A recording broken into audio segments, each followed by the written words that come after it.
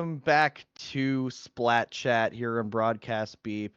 If any of you are at Riptide, I'm sure you're all sick of me talking, but I'm going to keep talking a lot more because I have a lot of things to say, as well as these three lovely people with me. I'm going to go down the line, see how you're all doing. First of all, we have somebody who I actually didn't get to talk to at Riptide because I was so busy and they were probably very swarmed by all of the many, many fans of Hypernova. Henlo, how are you doing?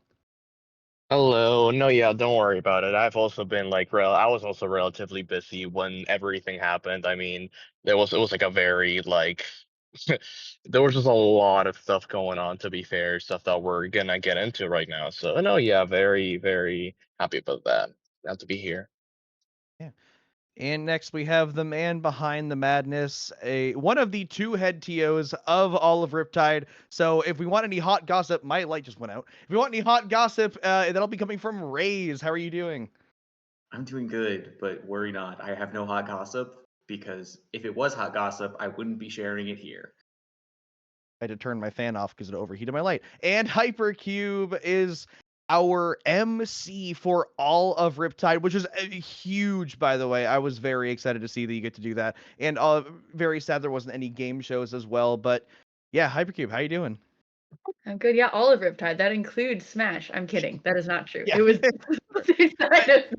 Riptide is only Splatoon in my brain, honestly. I did not go to the Smash room yet. Soon it will be. We'll take over. Soon Smash will be the side event. But yeah, also sad there were games. The real games were Splatoon. One day, I believe. Little fun fact. Splatoon was beating Melee in terms of player signups until almost literally the minute registration closed. See, this is the hot goss I was talking about. Why is my light That's just not a fun working? fact.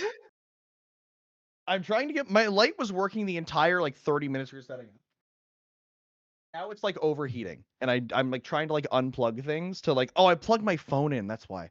Okay, there we go. My light should stay on now. Listen, I have a very bootleg setup. That's why I have this nice little cube here that I sit in so that nobody can see any of the other stuff off the screen. Anyway, welcome everyone who's watching. We're going to be recapping Riptide 2025, or at least the Splatoon stuff that happened. Like I said, we have a nice variety of a cast here. Henlo, who I believe placed 4th place in the event overall, a competitor, and I don't think Henlo you did any volunteering or commentating, so you get the view of an attendee. Raise the head TO, and Hypercube, who did a lot of volunteering, commentating, and MCing. So we get every perspective possible on Riptide itself. So I don't really know if there's a good structured way to go about this. I think we just kind of talk about Riptide.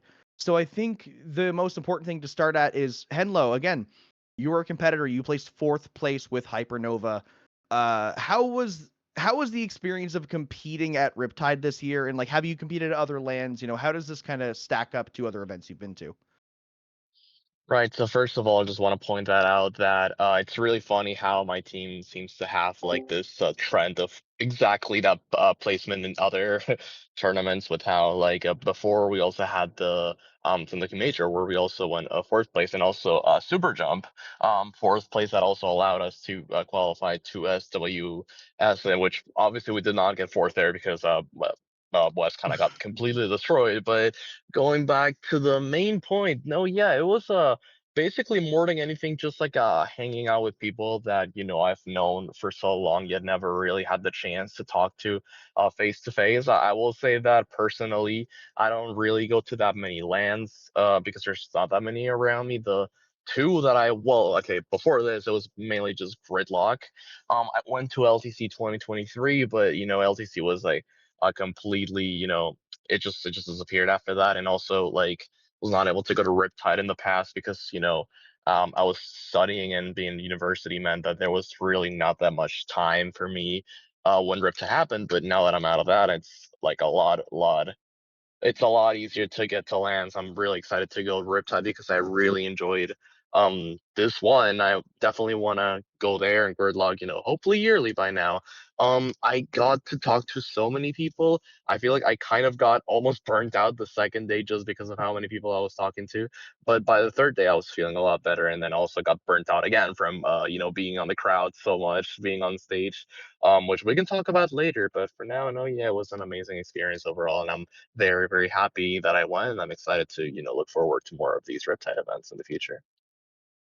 Yeah, definitely. It's almost overwhelming the number of people there because I spent the entire weekend talking to people like in like a rotation. Like I'd be in a conversation, somebody would join, somebody would leave. Like it was a rotating cast like in front of me at all times talking. I got so many signatures on like my poster, my Crocs and all the other stuff, and I still talk to like maybe 20% of the people like that were like at the event, and there's so many people. Like I said, I didn't even get to meet Henlo at all, even though I'm a fan of Hypernova. And also Henlo, because you mentioned you haven't gone to many lands. Is this your first time meeting your teammates in like K-Bot like in person, or have you got a chance to meet them before? Okay, so Cable was actually my coach back in 2023, which is funny because like Hypernova did not exist back then. It was Sonder, but he was the coach for that team as well. Mm. When it comes to my teammates, now that you mentioned that, I completely forgot to mention that I did go to Gatorland, which is like a land that, funnily enough, it was actually at my university, which is where I met both Lexi and that kid. Um, Dylan and Captain Happy I had not seen before, so it was my first time meeting them, but it was really nice for sure. Yeah. Nice. And like honestly, now I'm just thinking of all the people I talked to. So like I guess this is like an open just like question for the table here. What was like the who was the most interesting person you all met at Riptide this year? Like, what was the most interesting interaction, or like the person you're like, oh, I finally get to talk to this person, meet this person? I'm not sure if anyone has like an immediate answer to that. So this is okay. First of all, everybody is interesting, if I may. Basically, being able to talk to like literally anybody who's just a little guy in my phone and make them a real human being in front of me, that is interesting. This doesn't exactly answer the question, but something I definitely did want to mention is that this Riptide has been very full circle for me in terms of like the teams I'm playing with, the people I'm meeting, and even this podcast specifically, because Henlo, you would not remember this. However, the first game I ever played on LAN, warm-up match, LTC 2023, my first LAN, my first tournament ever that I had ever actually played with like a real team. I played one beginner's There's draft no tournament. way. So 2023, we're warming up before our first set. The Yokes, before they were like an official team, we were just a pickup, sit down to warm up, and we are against Saunders. So you are the first person I have ever played against on LAN. So it's like crazy the connections I'm making and coming back. Like we're playing with someone who we originally reached out to. My would the LTC 2023 when I first went to a LAN, who like missed connection, and now we're playing together. They were subbing for the Yokes. So like I think being able to kind of come back around and like having little fleeting bits of memory of like meeting people, and now they're like, yeah, like hello Henlo, I introduced you on stage for top 8 and that was awesome. So not exactly answering the question, Hammy, because again, I think everyone is interesting. That is Yeah. crazy. Listen, Simply being able to meet everyone in person is so interesting. Yeah. You can all ignore anything I do today because like my job is to guide the conversation. We're just talking about Riptide. There is no like the docket is just how was Riptide? So anything that we want to talk about, we can let this conversation flow. And also on that point too, Hype, I want to mention that it's funny because you talk about like Henlo being the first person you played against. You're the first person I interacted with for LAN. Because when you ran the Jeopardy at Riptide or at LTC 2024, like that was the first time I interacted with somebody like as a LAN person. Because I like my team was going, so I knew my team, but I was like, I need to start interacting people in like the Splatland server, and so I went in there, was reading the messages, and you're like, hey, I'm looking for contestants for Jeopardy. Like, oh, okay, I'll reach out to this person I've never heard of and do a game of Jeopardy. So like you were the first interaction I had for a LAN for Splatoon ever, so that's just also kind of funny. Wow, I'm honored. Yeah, like I'm honored to be that person. I'm like so happy to be a person that like folks are like, I don't know who to hang out with. But it's like, hello, Hypercube is here. I'm identifiable. I'm always happy to have a conversation unless I'm busy, which unfortunately for a lot of people who wanted me to sign my poster and I had to say, go away, I'm busy. I was very busy. Not unfortunately for me. Was very happy to be so busy this Riptide, except for this is probably the most like fun I've had at a LAN, and I've done the most things, and I've had the most like I don't know clippable moments, right? Like I emceed, my team won bronze, and I have the least amount of signatures I've ever gotten on a poster because I just did not have time to go around and get my poster signs. I probably also gave out the fewest signatures.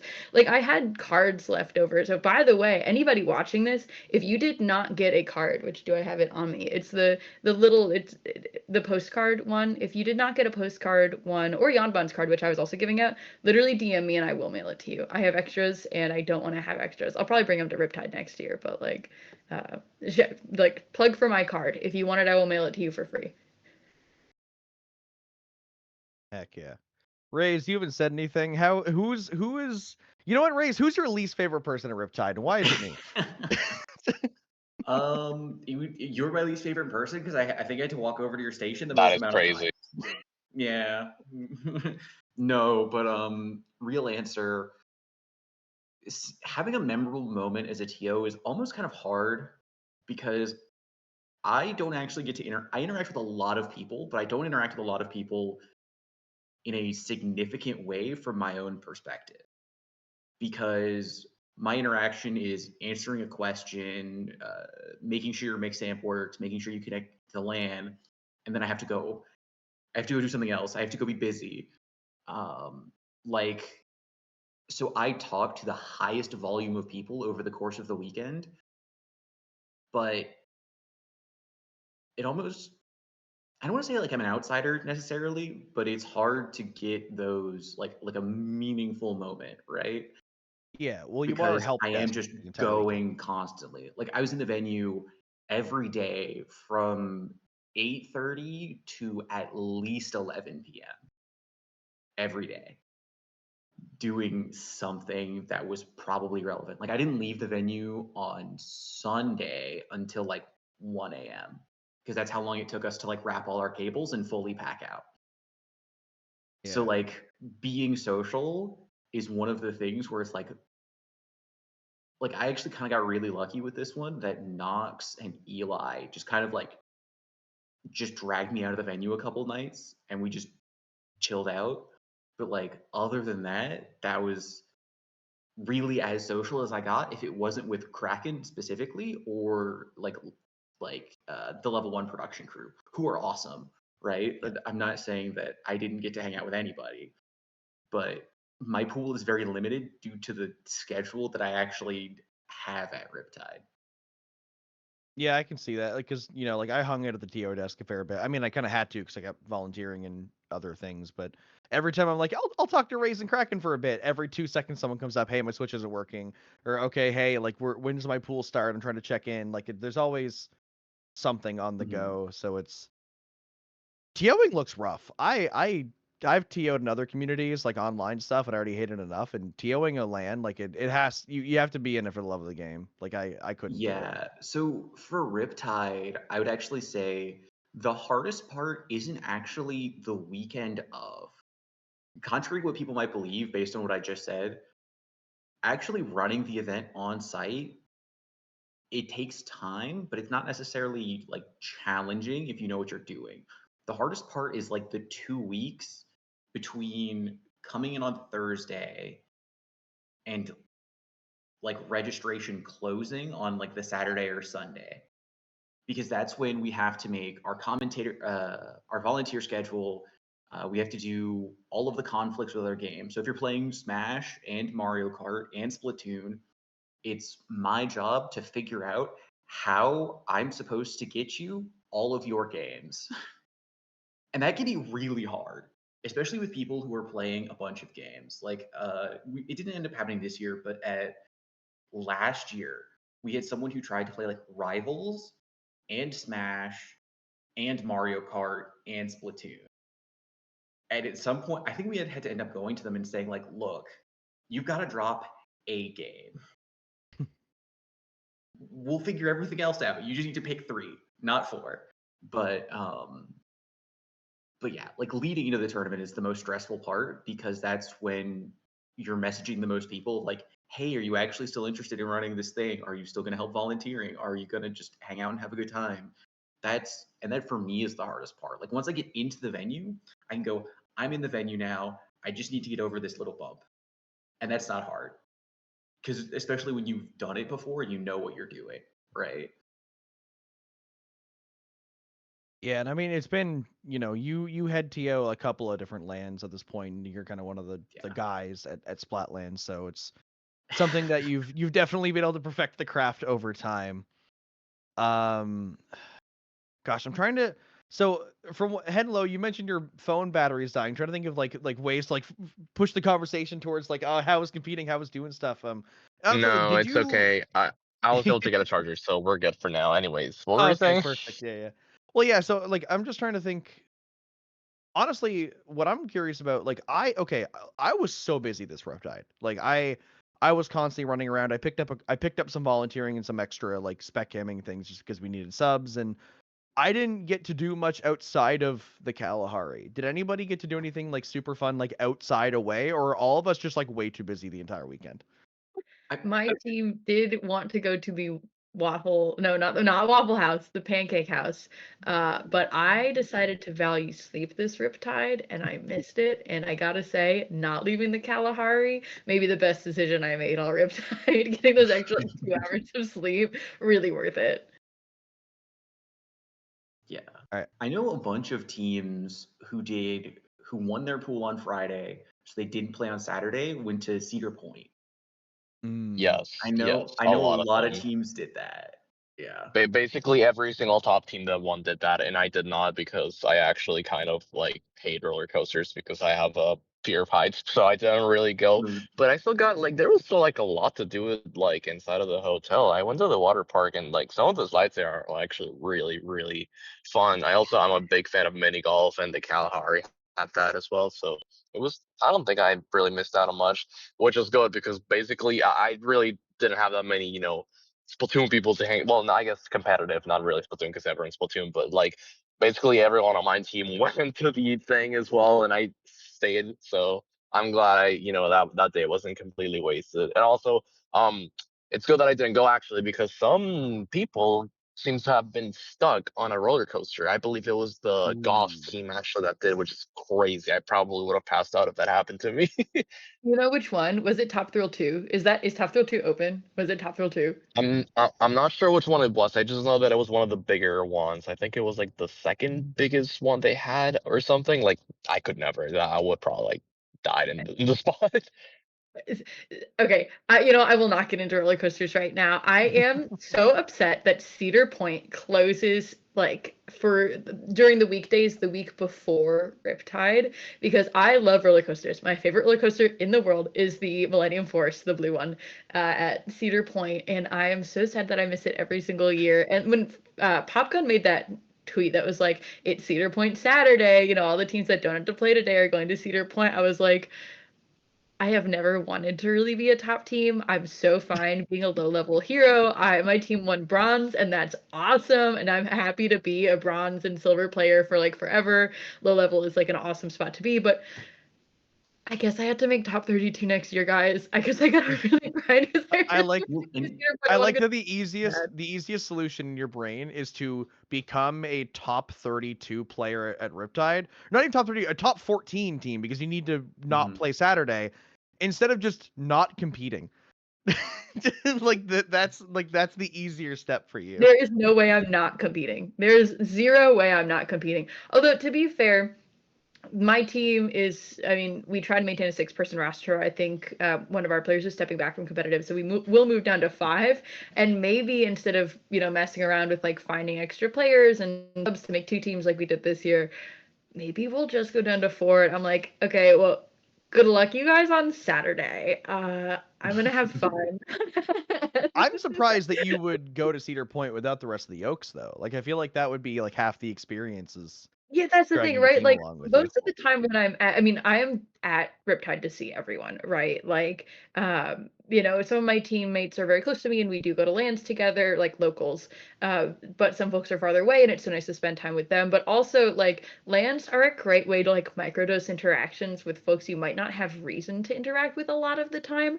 Like, I don't have really reason to interact with a lot of top players, besides like, reaching out to folks like, coach me, or like, just players I don't necessarily have a lot in common with, or they might be like intimidating and busy, but being able to go to a LAN and just like, yeah, microdosing that connection of just like, hi, we're standing here together. I love your work. When like, I don't know, maybe that's not something I would reach out to someone and DM them about because like, I don't know, personally, I hate DMing. I hate texting. I'm a boomer and I'd rather call people. So like, I love those little interactions. But yeah, I would probably I wouldn't want to go without my team or, my besties. And also Neko Kaneko is so good at holding a bag outside of a roller coaster. They're so good at that. Yeah, Neko does give me coat hanger vibes. But okay, yeah. So I want to touch something that Hype brought up, like the interacting people you wouldn't normally interact with, because that's why I love LANs. I am very antisocial and like introverted online.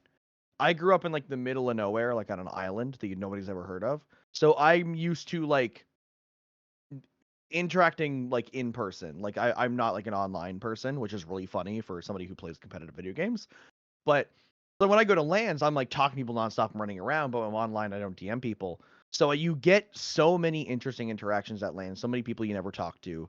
Like when I played one set on main stage and we got completely trashed on. Like it was a stomp. It was like, I don't know Toasty, why they would put that game on stream. It was like the red, silver, Ancient Wings, and Brave pickup versus Mhm.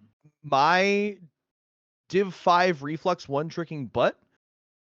So that was a stomp. And then I get off stage and somebody who I've never met before walked up to me and said, "Hi, I've heard of you before because I recognize you and your team. I like that you play reflux and I like your fit. So I drew your inkling," and then showed me their tablet and just drew my inkling and colored it during like the 15 minutes that I was on stage. And I was like, what? I was flabbergasted. I was like, I don't know how to. Like, I've never met this person. Like, they just like said like, here it is, and then DM'd it to me in Discord and walked away. And I'm like, that was the entire interaction. It was like 2 minutes. It was like I didn't even get to talk to them at all. They just like went away to keep doing things. And I'm like, this is so sweet. And you just like you don't get that online. Yeah. Well, unless you're really, really good, and then sometimes that happens. Yeah, But for the average, yeah. And like honestly, the stakes feel so much higher, right? Like if I reached out to anyone, I'm thinking like I was like, oh, maybe even a top player. Like I'm sure top players are used to getting fan art, but like even then, like if I just saw like a random other like heavy edit user and I'm like, whoa, love, I'm really picking up what you're putting down. I love the heavy edit, whatever. And I like DM them something I drew. Like, sure, I think that would still be well received, right? Everyone loves a little gift, Yeah. but the stakes are so much higher. You went so much more out of your way for that. It feels like there's an implication that's almost daunting. But like, I was in the same, giant room that you were in. You were in the same giant room that I'm in. I just happened to be here. Here's a little guy. That's so much less intimidating. Yeah. Mhm. Yeah. Like in breaking down that barrier, like the first handshake or something, it goes such a long way in actually talking with new people and learning new things, right? Like that's the hardest part, and lands do that for you, right? Where you just show up and now, oh look, me and 500 of my closest best friends who I may or may not actually know. Yeah. And lands are really good at like generating icebreakers because like Mhm. you play a set against somebody and you got some time to kill, chat with them. Some people also are good at like, just having a reason to talk to people. Pumpkin Teen brings a brick to every LAN. That's a very Mhm. good icebreakers. People wonder, why do you have a brick? I want to take a picture with it now. And it's full of stickers. Me, I play against people and I go, okay, GG's, want to sign my Crocs? And then I just have like look at all these signatures across like this is the most signatures I've gotten on any of the Crocs I've brought into lands. There's so many. Yeah, Ezio in chat like just mentioned walking around with just his phone being like, hey, sign my notes app, and people just type their name into his phone, and then like there's a lot of people have creative ways to just start a conversation, and then once you're in that conversation, it's so easy just to talk to people. I'm putting these Crocs down now. Yeah, absolutely. And like I love the Riptide trading card project for this. Giving out cards is a great way to talk to people. Although I will say I felt kind of presumptuous being like, "Do you want my card?" Maybe I should have reached out to more people. Most of the folks come to me, but to be like, "Hey, do you want my card?" It felt like the interaction should only work the other way. I don't know why. But like either way, I think a lot of folks bring these things because they feel like they need to bring something, which is like awesome. I have so many stickers. I'm never upset to get a sticker. I love signing things. I love to use a marker. I don't know. But like also you can just talk to people. Like you can just hop on a really easy way to talk to folks. I think someone made a video that I did not watch. I think it was Santana maybe Yeah, made a video that I did not Santana. watch about how to talk to people at lands. This might be ground that's already covered. Sorry, I didn't watch the video. I'll watch it. I was like, I already know how to talk to people at lands. Yeah, I no, I literally also didn't watch it because I'm like, I don't know how to talk to people. I'm This so is my good at fifth talking to land. people at Yeah. lands. But like bringing something is great, but also like we're all in the same room. You see a bunch of people crowding around a station and you don't know who's playing. You just ask the nearest person to you, who's playing? What's the score right now? Who's winning? Who are you rooting for? And now you are in a conversation, although, the person probably wants to watch the game a little bit. So. But yeah, it's so easy. You have a thing in common. You are here for Splatoon. See, people will know what teams are playing. I don't think a single time the entire weekend when I asked somebody what the score was, they knew what the score was. Nobody watching any of the sets was Yeah, I ever agree paying with that. attention. Nobody knew either. Literally, even Hypernova versus Moonlight, like probably one of like the Oh biggest my crowds of god. any set. I was like, "What's the score?" And they're like, "I don't know. I know that Moonlight won at least once." No. It's like, all right. So yeah. Wait a minute. We literally have a person whose entire job it is to know the score, and they're the pool captains, right? That In is the really venue, funny. in the venue, those are the only generally we only have two, sometimes we have three. Those are the only three people in the venue who will know the score of any given game at any given time. Nobody else knows. Like They should have like I'm a sitting at the TO desk. they should have I like don't a know. I they should have also like a board or something to keep the score like on top of each monitor so that whoever like actually like notices can just like keep that in mind so there's like no confusion because I agree because I've been both ends and it's like okay well yeah of course they're not gonna know if they just join or they just not been able to watch the entire thing from the beginning. And listen, if Honestly, as someone who did pool captain, I also don't know the score. Yeah, I was about to tell Ray's like you are lying. When I pool captain, I check, oh, okay, they're playing that map mode. Okay, so they're on game 3. And then I wait till they all stand up and fist bump and say, "What was the score?" Who won? Yeah. I No, mean, so and that's what the majority of pool captains do, right? But in an ideal world, one where Yeah. we're not actually in most of the time, you would have the score written down for every single game. So that way you can tell me or whoever's at the desk, like, hey, this game is a game 2. It's probably going to end soon. So that I know if I need to start prepping for the next thing or if I can lean back in my chair and take a deep breath and wait a bit. But again, Yeah, but it is what it you're is. you're implying that when I volunteer at Riptide, I'm trying to help you. I'm there for the free food. I'm there for You the know What what? food. Fair free enough. food are we talking about here? So, okay, so at Riptide, it was if you volunteered for a single shift, you got a really cool, awesome purple shirt that had like a shark on it named I think Nibbles or something like that. And then I don't have the every shirt close shift to me. after that you did, you got a $15 like food voucher for the restaurants at the Kalahari that you could have spent on alcohol too for people who drink. Um, so there's like a Cabbage, I think, helped us a ton at Splatoon. I don't think he paid for food all weekend. Yeah, I I was gonna think say Cabbage he was always pool captaining. Yeah. I That's think he cool. probably rocked like $90+ worth of pool captaining. Nice. That's crazy. Hey, listen, I Like also didn't pay for any food at the Kalahari, and it's called hitting up the Costco outside of town on your way I in. agree with that. I did the exact same thing and just like See, stock up for sandwiches and just keep using that with my group because we were 4 people in one room. Oh well, yeah. No, if I was an attendee, that's what I would do too. my strategy Yeah. literally is I stop for groceries beforehand. So it's like this is my backup food. Because like I'm willing to go spend money on like expensive food where I'm like going out with friends. Where I'm like if I'm like okay like let's like we went to get hibachi. Well, everyone's shaking their heads no. But like I went to hibachi. I went out to the Pancake House, which I have choice things to say about. And like but I did have like salads and stuff in my room, so I could go back and like eat a salad or whatever. But I did use those vouchers. I used them all during grants. The food at the Kalahari is expensive, so I got like the chicken tenders and like tater tots and like a pretzel, and it cost me like $30. Yeah. And that's why you pool captain, so that you can get your snacks for grands for free. Like the system's already there. All you gotta do is take advantage. Trying to think of what I was gonna say. Oh right, yeah, Pancake House. I need to bash on the Pancake House on Main real quick. Hammy, you're gonna That get canceled. was Hammy, that Wait. Pancake House was mid. I spent 2 full Riptides. Like people talking about how good the Pancake House is. It was mid. They gave me potatoes in the meal. They were wet and they weren't fully cooked.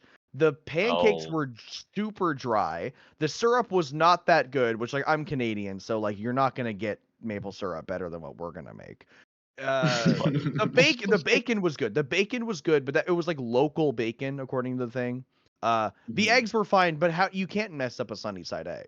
Like you literally just Yeah, it would take talent to mess like up a sunny side up egg. yeah. So, but like half like the pancakes were dry and not that great, and again the potatoes were wet and undercooked, and I'm like this is just like not great. But it was just like people hyped it up so much, and I got there, I'm like, wow, this food is like not that great. And people like at the table, people like this is the best meal I've eaten all weekend, and I'm like, I'm sorry that this is the best meal you've eaten all weekend. I went to hibachi, like.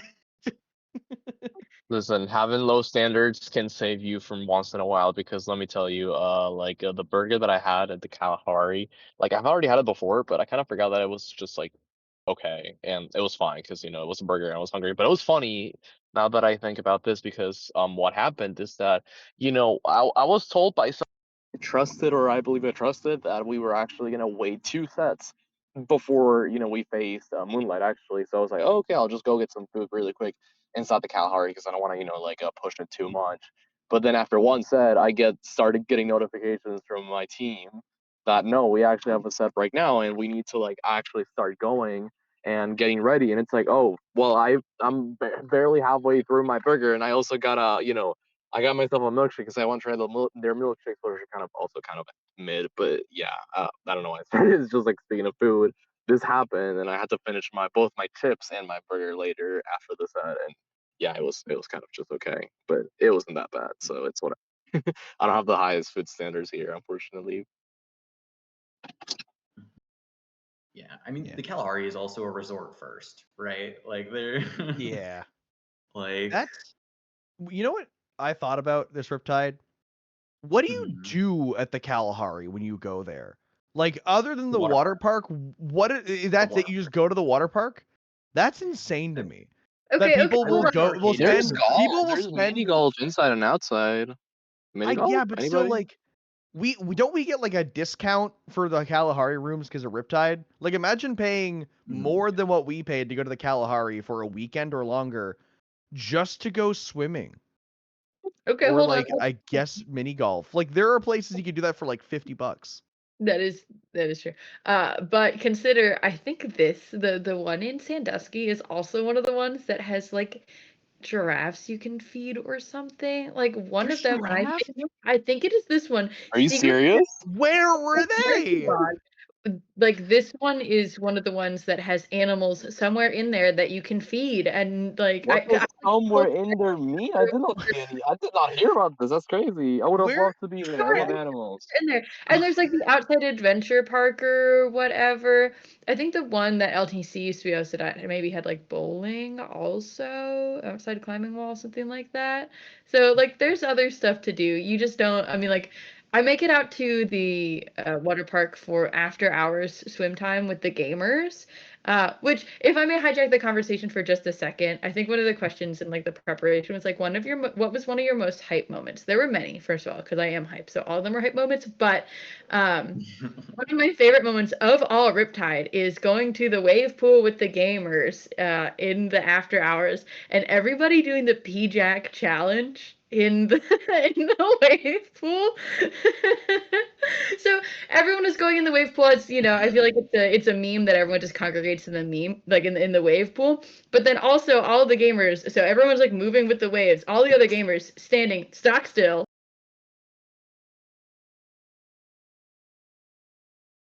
Yeah, I can attest to it. I was That's really there, funny. and it was just a large crowd of people complaining that their arms hurt because all of us did not want to stop. But the majority of the very drunk Smash players didn't want to contribute to putting their arms up.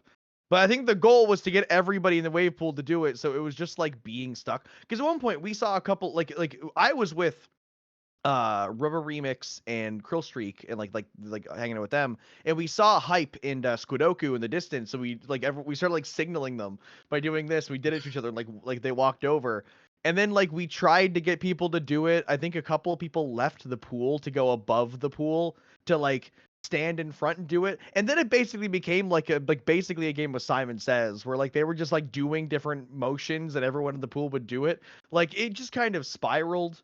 But the Midnight Water Park overall was very fun. Mhm. Yeah. You're not even on camera. No.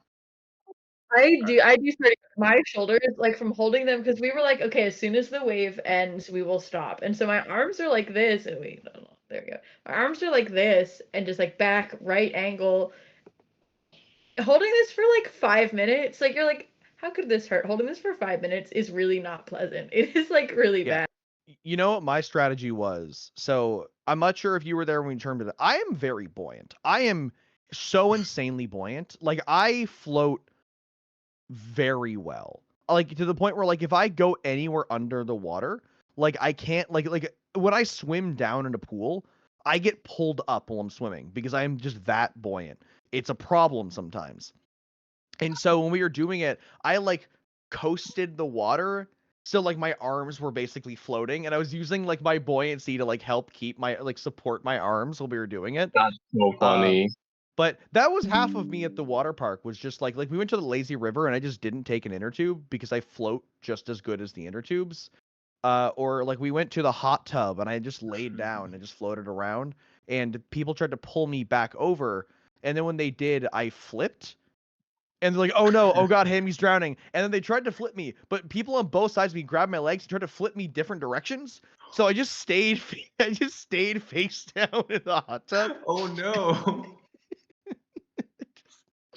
They did flip me back over eventually, but yeah, half of the water park was just me kind of like I would lose my footing in the pool and then just start floating and I would just immediately tip over. It was a time.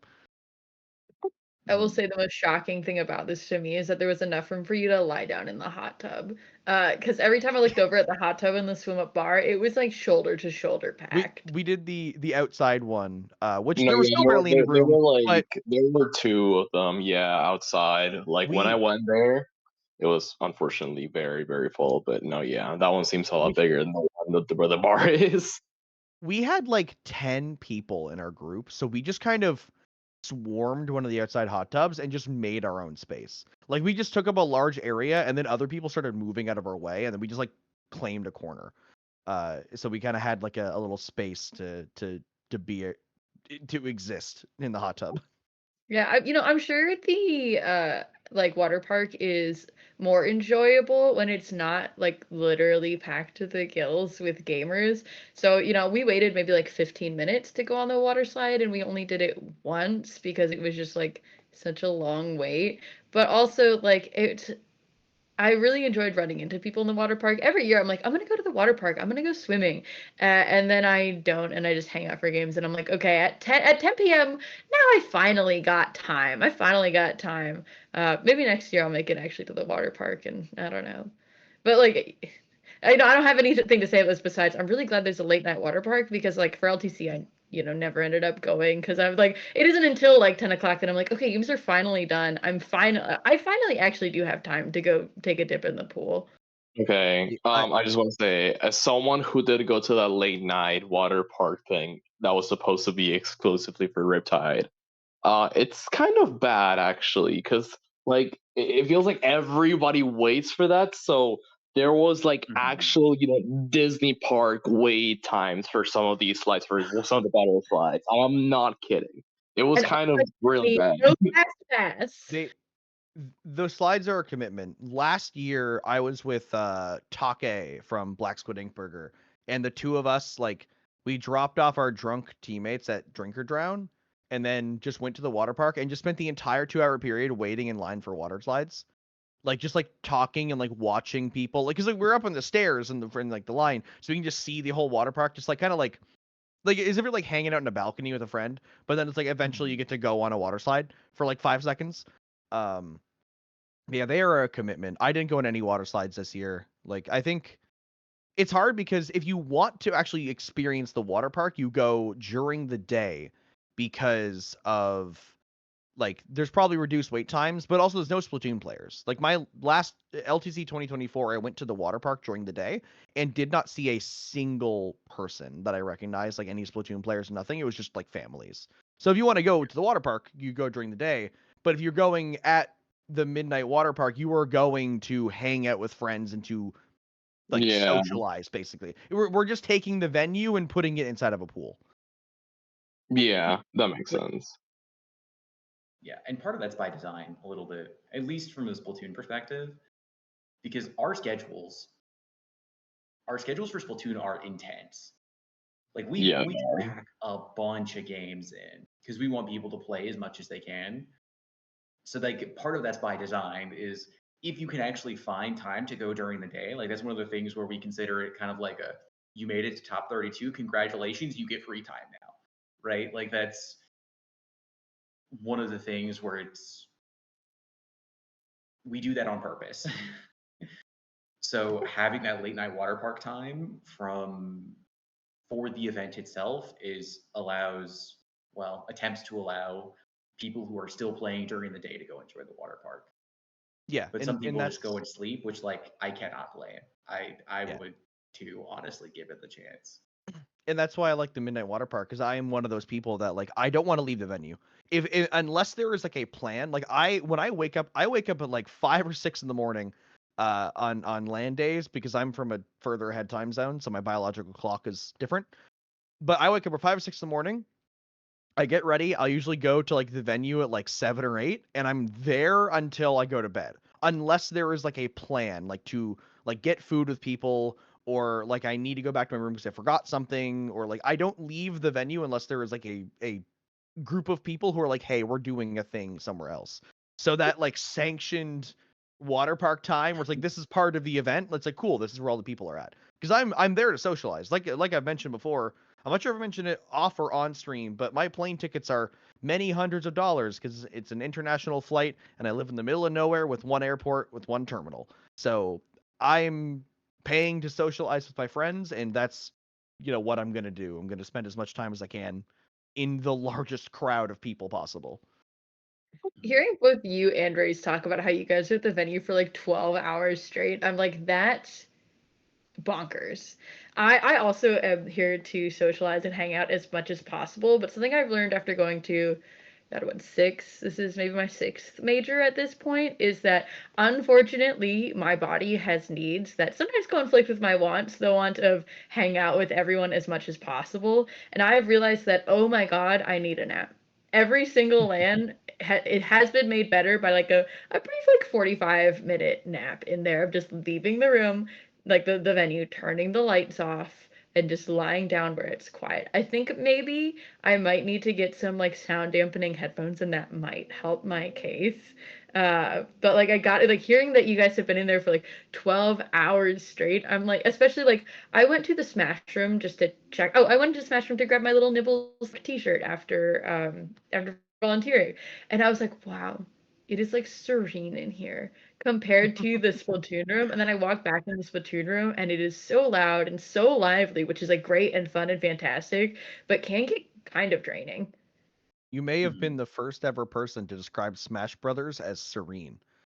I don't think I've ever heard those two phrases in a sentence before. I understand what Hypercube is coming from. To be fair, because as someone who also like spent as much time on the venue, I do agree that it can be very draining, but like in a good way, obviously, because like we're having fun. Like I was having like so much fun. It almost felt like having this much fun was kind of illegal in a way, because like, oh my god, like all this is happening like so fast, and it's like, whoa, maybe just like slow down a bit. Also, by the way, I would like to say that I unfortunately must head out very soon. If there are any questions that you guys would have for me specifically, or anything you want to talk about before I head out, let me know. I Yeah, have Henlo, one. what was it like to be introduced by the best MC Splatoon has Oh ever? my god. It was the best opportunity ever, and I'm very happy that you gave me a heads up, because I was literally like thinking of stuff for you to tell about me while waiting for my set to start on stage. Yeah, I wanted to do my best. I felt bad. I do think I held production up a little bit. They were like, "You need to wrap this up." And thank you guys very much. Every top team I think that I had to introduce did have like some amount of robust facts. I think someone posted on Blue Sky like, "Hey, a great way you can help your TOs and commentators is to fill out your like questionnaires," and that is so helpful. But still, I needed more of just like 2 facts about each individual player to introduce you guys individually. And like I also wanted to prep you guys for like, yeah, I think I found you like Hypernova, and I think maybe it was just Hypernova that I was like, hey, I need to speed this up. So I went into the crowd and I found you guys like, think of something. Yeah. Hard, nobody likes it. Please give me 2 fun facts. So I want to say something about that. I actually was like, my team suggested for me, because I'm not sure if like I really talked about this that much, but that day on Sunday was actually my birthday. Really? September 7th. You're Yeah. not listening to me. I, Why? I know I didn't, because like the thought of having like the entire crowd out of nowhere just sing happy birthday to me, and me just standing there on this, I don't think I could have taken that. I'm so I sorry. completely But, like, understand. I completely Great. understand. I understand can't why you would believe- not trust me with this, because this is a very the potential that someone will sing happy birthday to you is a know. thing. However, I would not let that happen to you. Here's first of all, I don't want production to copyright strike, which I think is a possibility. Also, It is. yeah, yes. So first of all, that, but also more hype. And also better, I think, because everybody, including the birthday person, can join. So everyone, please, I recommend taking this. Instead of singing happy birthday, which sucks as a song, by the way, I agree. just chant birthday. Chant birthday faster and faster and faster. Birthday, birthday, birthday, birthday, and until it's too fast and nobody can keep up, and then you start clapping, which is what I would have done. So hey, by the way, a really good idea, actually.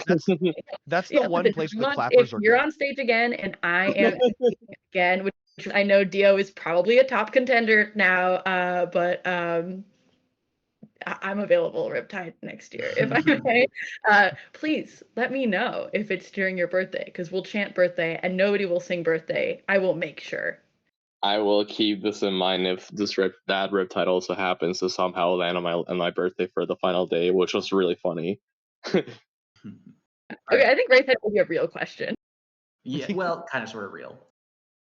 So the thing I've done a couple times, and we try to get as many people on stage as we can to give them the experience. But what I want is, I want to know what the pressure difference is like playing on stage in like groups in comparison to like top 4. Like, how does that feel in comparison to like playing on a normal station? Like, if you had to explain that to somebody. All right, so this is a very good question actually, because that is not that much of a, like, that's not, I don't think that's like the important factor. It's more about who you're facing, honestly. Okay, well, obviously, no matter who you're facing, like, is like gonna be super important. For example, something like grand finals or maybe losers finals. But the thing is, uh, I was significantly more pressured during my set versus Moonlight than I was versus the Lavaca, which is Goss's team with Thunder, Zenith, and Wave. Because what happens is that obviously Moonlight is a much more popular team, and they were kind of like the fan favorites, I want to say, of the entire land. And obviously, the context is important because we're waiting in loser semifinals at this point, and we're seeing Moonlight play versus Lavaca. And every single time Moonlight does something, every single time they kill somebody, every single time they like actually do objective or whatever, the crowd will literally explode. And obviously Lavaca is a much harder team for us to fight than Moonlight is, but I feel like the pressure would be so much more worse if we had to go against that on stage, because it was already really bad on groups. Yeah. So yeah. Okay, follow-up question. Do you get a buff when the other team is cheering for you? A part of what I wanted to do was make sure everyone gets, of course, the crowd gets hype and spectators are like, having a good time. But also I wanted to do whatever I could to make sure all the players playing the game on stage felt supported by both me and also the crowd. Like, does it help when people are cheering for you, or is the sound just distracting? So this was interesting because honestly, it can go both ways in both cheering and also like cheering for the other team. For me personally, like I wasn't really that overwhelmed to like the final like a set that we faced, but honestly, I wasn't really just like from playing; it was just from everything, because I was very active this Riptide. I talked to a lot of people, and that was probably catching up to me. I was feeling really tired by the time we had our final set versus Lavaca, but yeah, no, it can really go both ways because on one side, people are cheering for you, you're feeling, super encouraged, you're like, oh my God, we can totally do this, everyone's believing on us. But at the same time, that cheering also can make you nervous of messing up. But at the same time, if the other team is being cheered on, and you make a mistake, and like how it happened with Moonlight, every single time they got a kill, if you die to someone on Moonlight, and then immediately following that you hear like this huge, crowd scream going on, like that's definitely gonna put you more and more nervous. So yeah, I think like so much of the crowd can affect you in the moment, I believe. And that's one thing that I think Moonlight did an especially good job at Riptide, specifically Shadow, is whenever Shadow did anything, and like Kyo does this too, whenever Kyo or Shadow does like anything, they don't Kyo like stands up in his chair and just, like puts his hands up and tries to get the crowd engaged. So he's almost Yeah. turning the crowd into like a fifth player, right? Yes, Where he's definitely. trying to use the crowd to help gas his team up and get that momentum going for them to just smooth everything out. Yes, Just charges IRL booyah bombs. exactly. No, for Just like, real. all right, Yeah. everyone, booyah, booyah, booyah. Yep.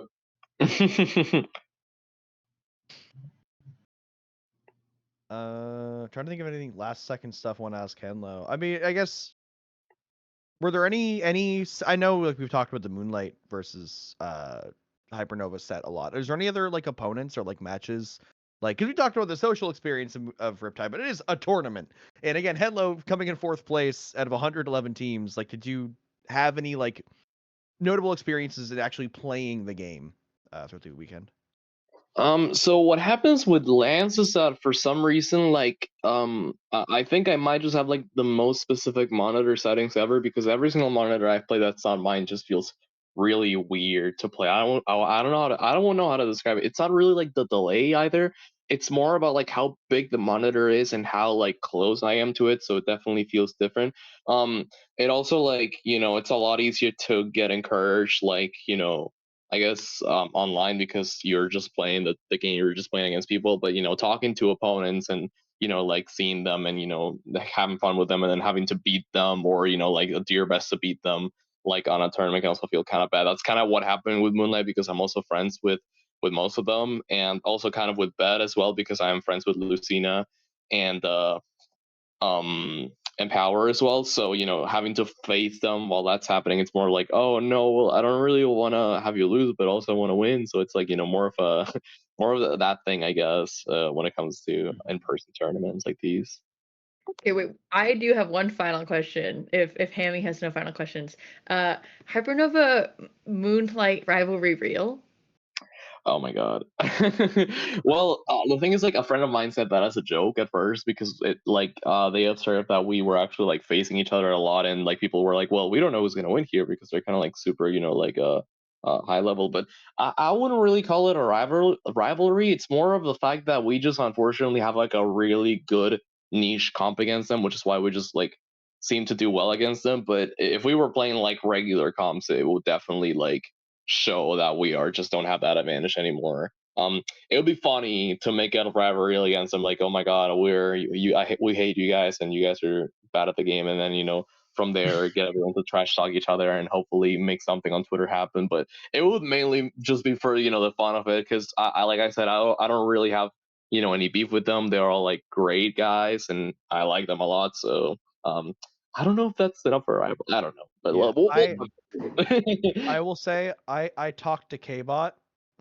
He is so sick and tired of people trying to make the Moonlight versus Hypernova rivalry.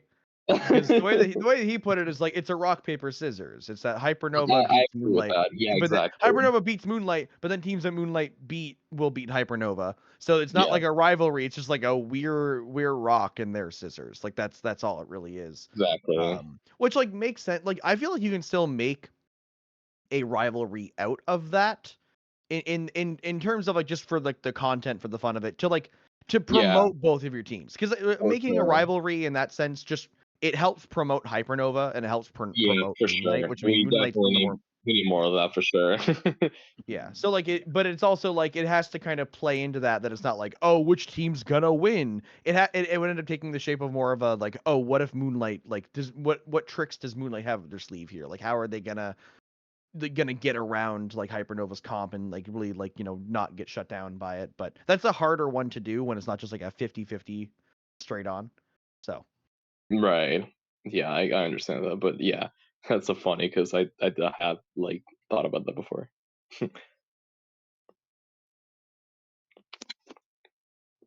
all right. Right. So Henlo, you have to take off then.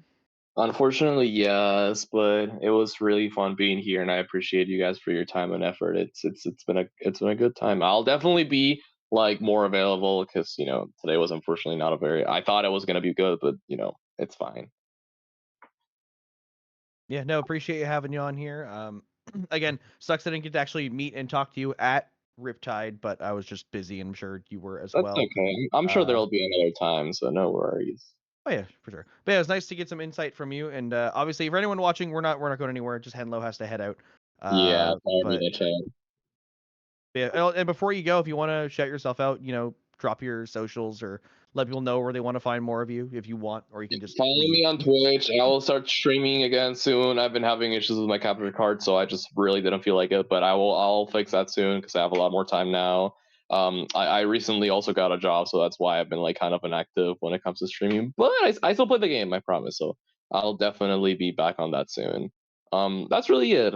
Thank you everyone for being here. I appreciate it. Cool. Right. All right. Hello. See you soon. Bye bye. Okay, so now that it's just us Goyles,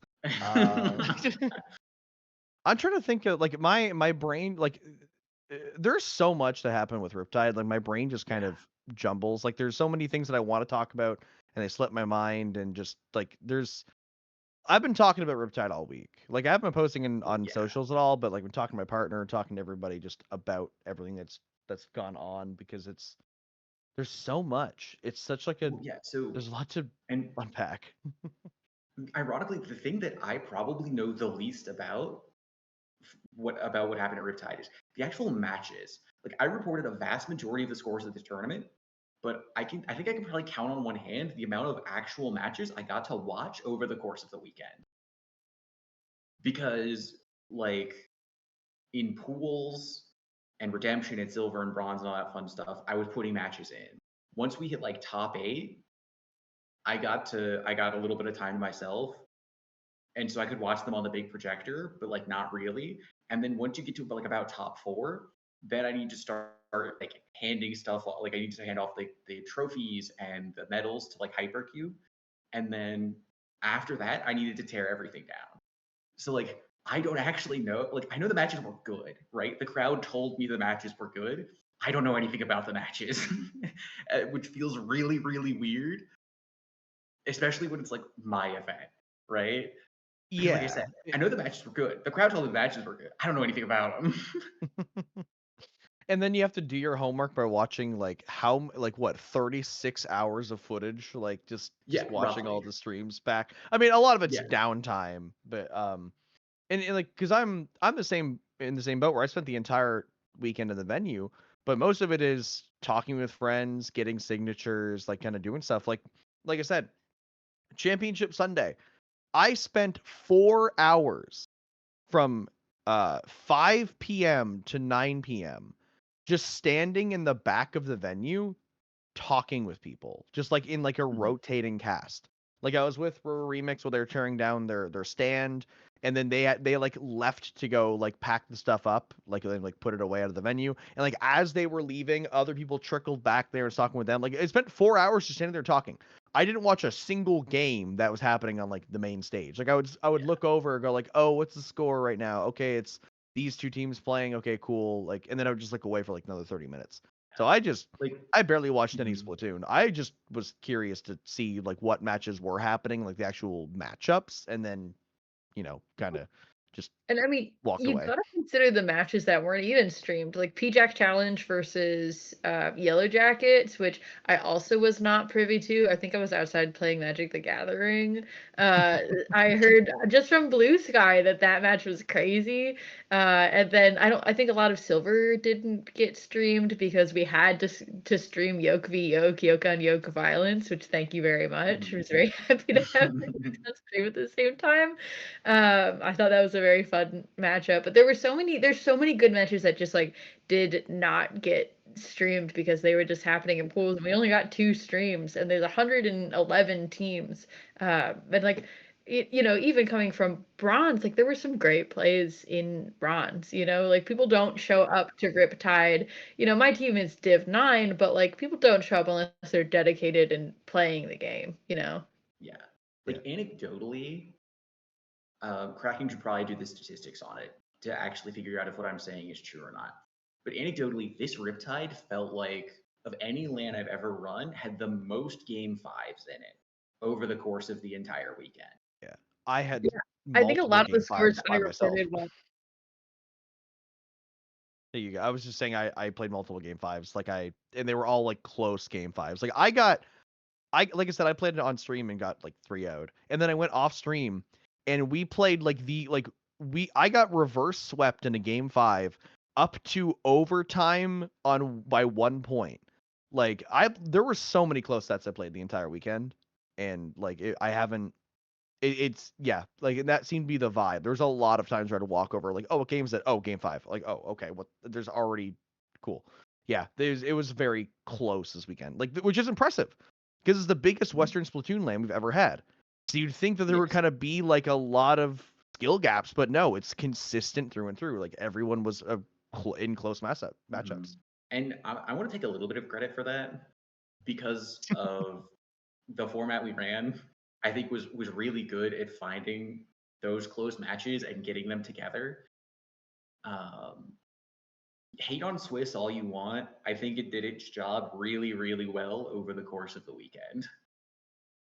Yeah, I would love to shout out the format and also the seating for for Riptide. Whenever I run into Smash players, they're like, "Yep, got O2'd because it's just double elim." And as some folks were talking to me, the thing about Smash is that you're gonna play multiple events, right? Because they've got singles and they've got doubles, and they've got, I don't know what other formats they play. Squad Strike, I think, is the bigger Squad one. Strike, and then they also have they have melee and they have ultimate, and some people play both. Sure, but those are totally different games. But yeah, I was like, relay? No, Squad Strike relay is for races. So, you're playing in multiple games, and that's how you get your games in, right? But it is all double elimination, I think. With Splatoon, like, you are guaranteed, let's see. So, like, you are guaranteed 5 sets, so 15 games. If you get 0-3, so you go 0-3, 0-3, 0-3.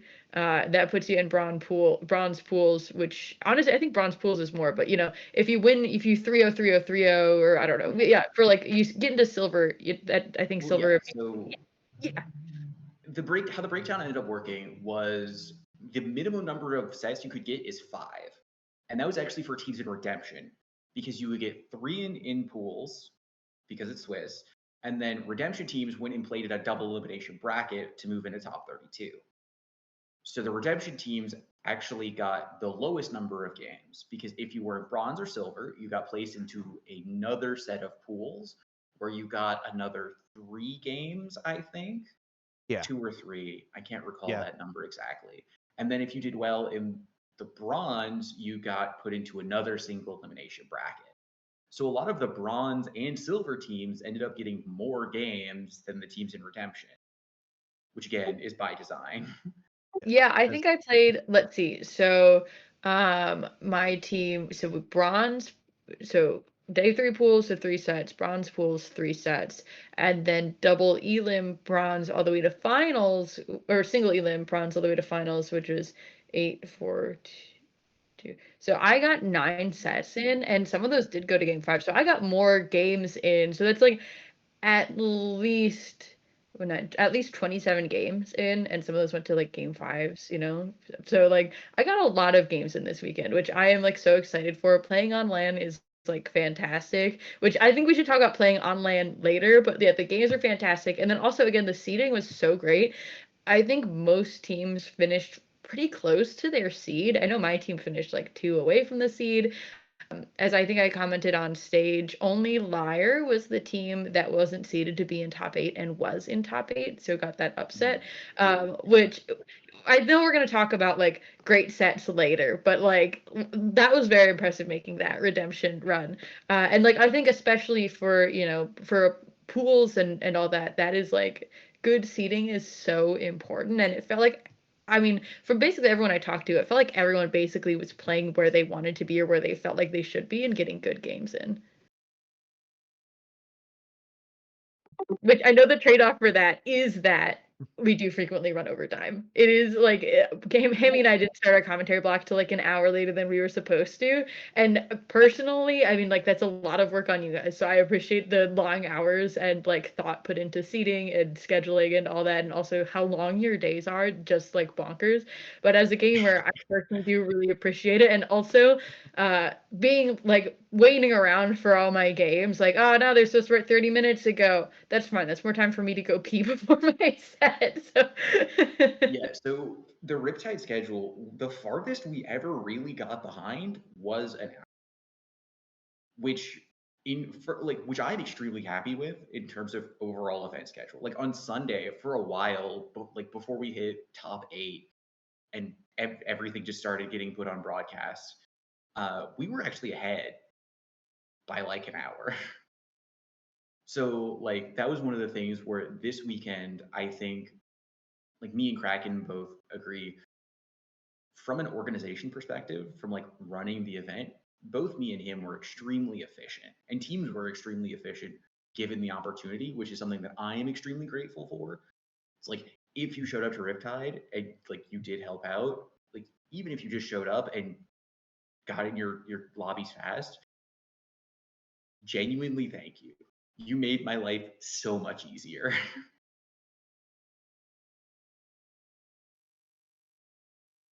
Yeah, it is one of those funny things that lands where Yeah, every time I had to be somewhere for a certain time, like, cause I'm very like punctual. Like I always try to be places like early, if anything. And I remember like at a land, I'm like, oh, I have to get back to the venue. Like I have a comm block starting in like 30 minutes. I'm like, oh wait, that means I'm commentating like at least an hour from now. Like maybe a bit longer. Yeah, and But then you can't risk it in case we are on time or things change like early. So it's always an interesting dynamic. But like it's fun because then it, you know, like I said, there's things to do while you're waiting. Like the hour me and Hype waited to commentate our set, like I ran around talking to people. Like we kept like going in shifts. Like, okay, I'm gonna go talk to this person. Okay, now I'm back. I'll wait for Toasty. You go talk to this person. Like we kind of bounced around.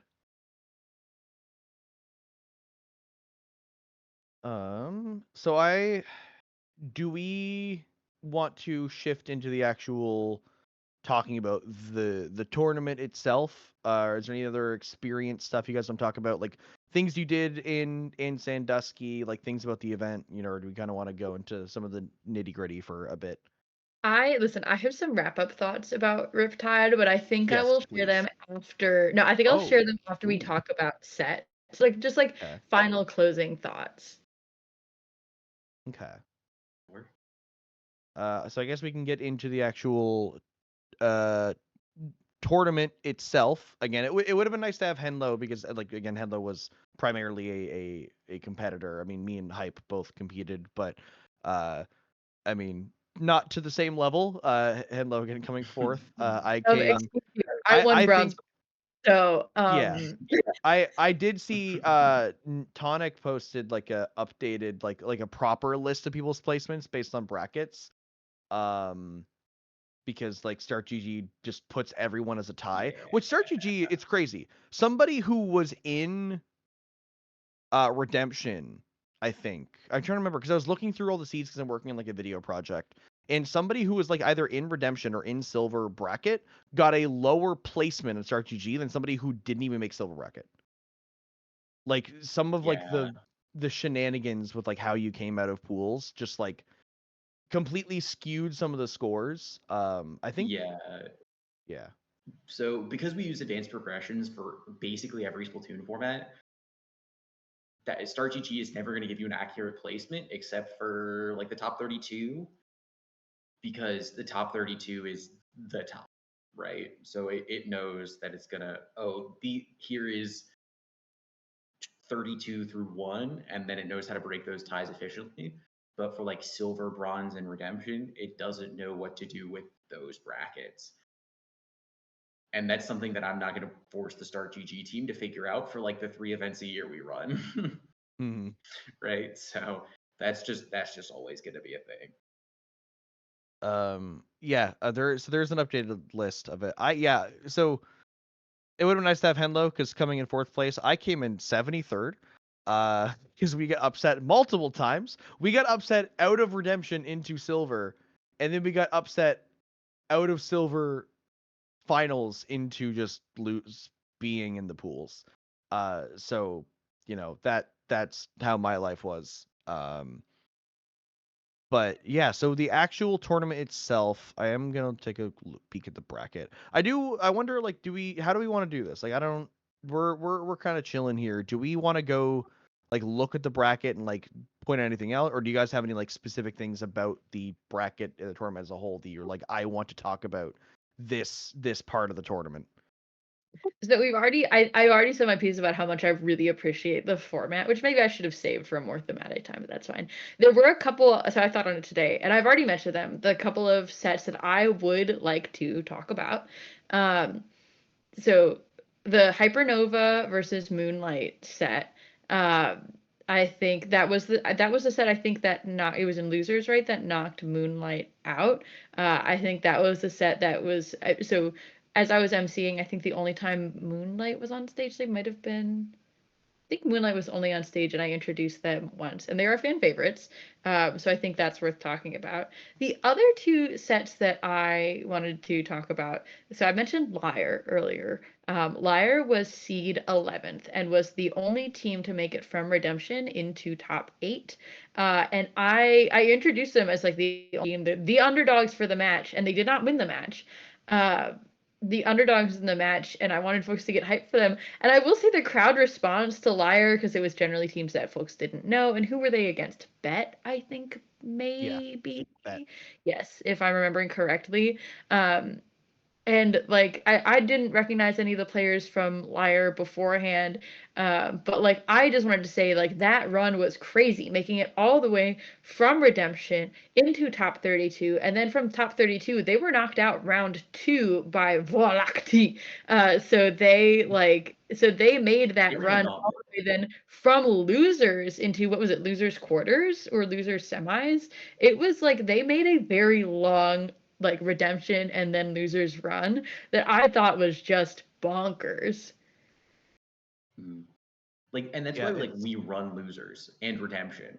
It's for like narratives like that to start trying to emerge, because it happens like once a millennia.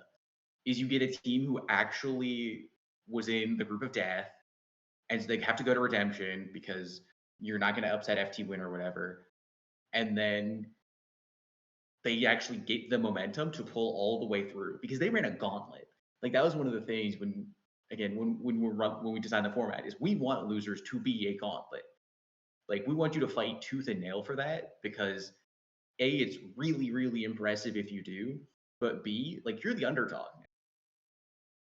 And like seeing underdogs like live up narratively to the hype is insane. It's awesome. Yeah, no, it is so awesome. And I can't remember, what was the, Hammy, you got it up. What was the outcome of that match? I think they got 0-3, if I'm remembering. Yeah, they got 3-0'd by Bet. Yes, I also, I just wanted to point out because it's funny. I was talking to Pika, like Pika Dave before, and he was telling me how every single land, it's always 9th place. It's always 9th place. And would you believe it? They game 5 lost to Liar to get 9th place.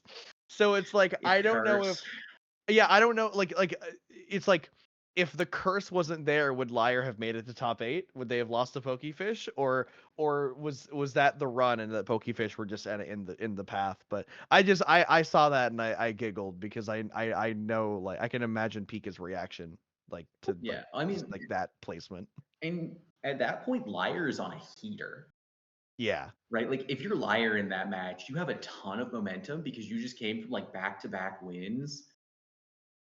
So, and I think at that point, Pokefish was coming off a loss. Or they might have had they came off win or something. They came off of getting swept by FT win.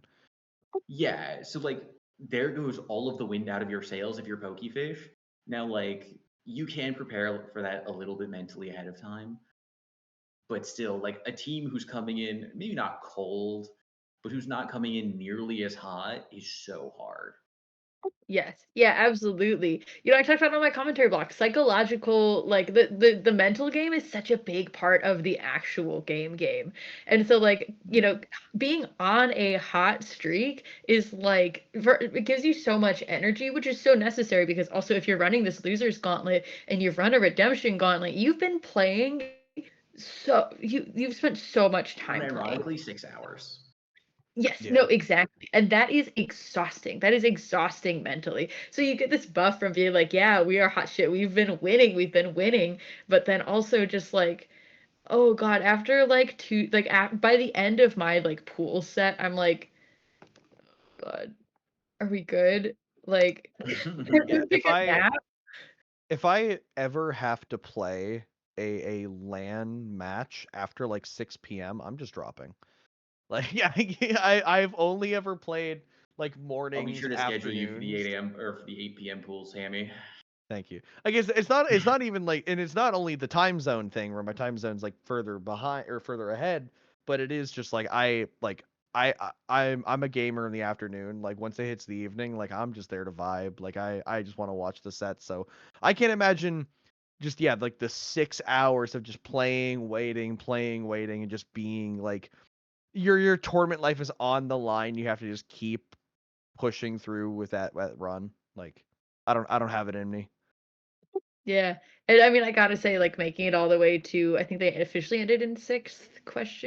Like that's like so impressive. So yeah, I did want to highlight their run. I thought that run was fantastic. I wish the crowd was more hyped for it. I've already been like workshopping like how could I frame this in the future, because like I really wanted the crowd to go wild for Lyre, even though there weren't a lot of players that I think a lot of folks were familiar with, because like the reason folks love Moonlight, I mean, so they have one of the biggest content creators behind them, you know, coaching them, and that is definitely a buff. And they play like an off meta comp, but also like they're always the underdogs. Like they've won some majors, but the smaller majors, right? Like Gommel and Momocon, and like they're up there, but folks want to see them get the win, but they haven't yet. And so it's that underdog quality that folks love so much. And like making this losers run, I was like hoping that the crowd could really get into it. But yeah, Lyre. I told him, day of, like, you guys did great, so if anyone from Lyre is watching this, like, really impressive stuff. Yeah, and also, like, for Moonlight for a second, Shadowwind is really popular as a streamer and a player. Like, let's not discredit the work that the Moonlight players have done for a second. Yeah. And that's one of the things where it's like, if you're a player, the single best thing you can do, like pivoting away from Riptide for a second, is like the easiest thing is just stream. The second easiest thing you can do is cut up and upload your VODs. Just take the downtime out between games and you're good. And then I would say And the then third you're thing you could do is pull a Kyo and just like, every time you mentioned it earlier, Kyo's like standing up. Kyo's like, yeah, give it to me. Let's go. And like, yeah. Yeah. Yep. And also, you can find the MC's phone twice when they lost it while they were dancing too hard at MomoCon. That definitely put Shadowwind in my favor. My phone is like so cracked, but yeah, I danced too hard at MomoCon and I lost it, and I was like, "Where's my phone?" And Shadowwind found it twice. So thank you, Shadowwind, for that. But yeah, speaking of teams, since we talked about Kyo for a second, how do we think FT Win did here? I was surprised to see them get knocked out when they did. I was expecting to have more time on stage with them than I did. I think I only had 2 games with them on stage. I remember introducing them once and then just being like, you guys know FT Win now, right? But yeah, I'm surprised because of the like top couple teams, FT Win is like, Lavaka. Is Lavaka an established team? I do not remember, but Volacti is a pickup. And no. Yeah, right. Lavaka's like the cream soda, crush soda group. So they're not like a team, but they're players who've been. We need to start calling them a team because they play too many majors together. Yeah. Please be a team. Please be a team. That's just so much easier for the rest of us. I'm begging you to be a team. But yeah, FT Win is just like a very notable name. They've been around since I started playing Splatoon, which not that long ago, like 2 years ago. And I guess I was surprised to see them not. I guess I was surprised to see that it was Lavaka and Volacti in Grands. See, I'm the opposite. Lavaka was my team to win. Really? Lavaka was I was rooting for them to win the whole time. Like they were like from the get-go, there's like this is the team I want to win. Or at least it's a team that like realistically could win that I want to win. Obviously there's teams that I wanted to win more, but they're not even gonna place top 5, like let alone win the whole thing. But yeah, Lavaka I was rooting for. So when they lost that first, game 5 to FT Win in semis, winner semis, I was like, they get them in losers, like it's easy. And then lo and behold, they did get them 3-1. So I had FT Win 3rd place in my head, so I think they went out when they should have. Yeah, I just like the top 4 for Riptide was insanely strong. Oh yeah. Like I think this is probably like this Riptide has probably been the strongest LAN the community has really ever seen, bar like a Japanese LAN, because we can't import all the Japanese gods. But like in terms of Western Splatoon, like Riptide was incredibly good, incredibly stacked. Like I would say even our top 8 was really close. Yeah, I was about to bring that up, like, because you say the top 4, but the top 8, like each of these teams in the top 8 are teams that would go to like if they went to like any other LAN or local, they would just sweep the whole thing. Like if one of these teams went to like anything, because like look at Moonlight, they went to Momocon and Gommel and there was no competition. So these are the caliber of teams that usually just are the team to win and having 8 of them at one.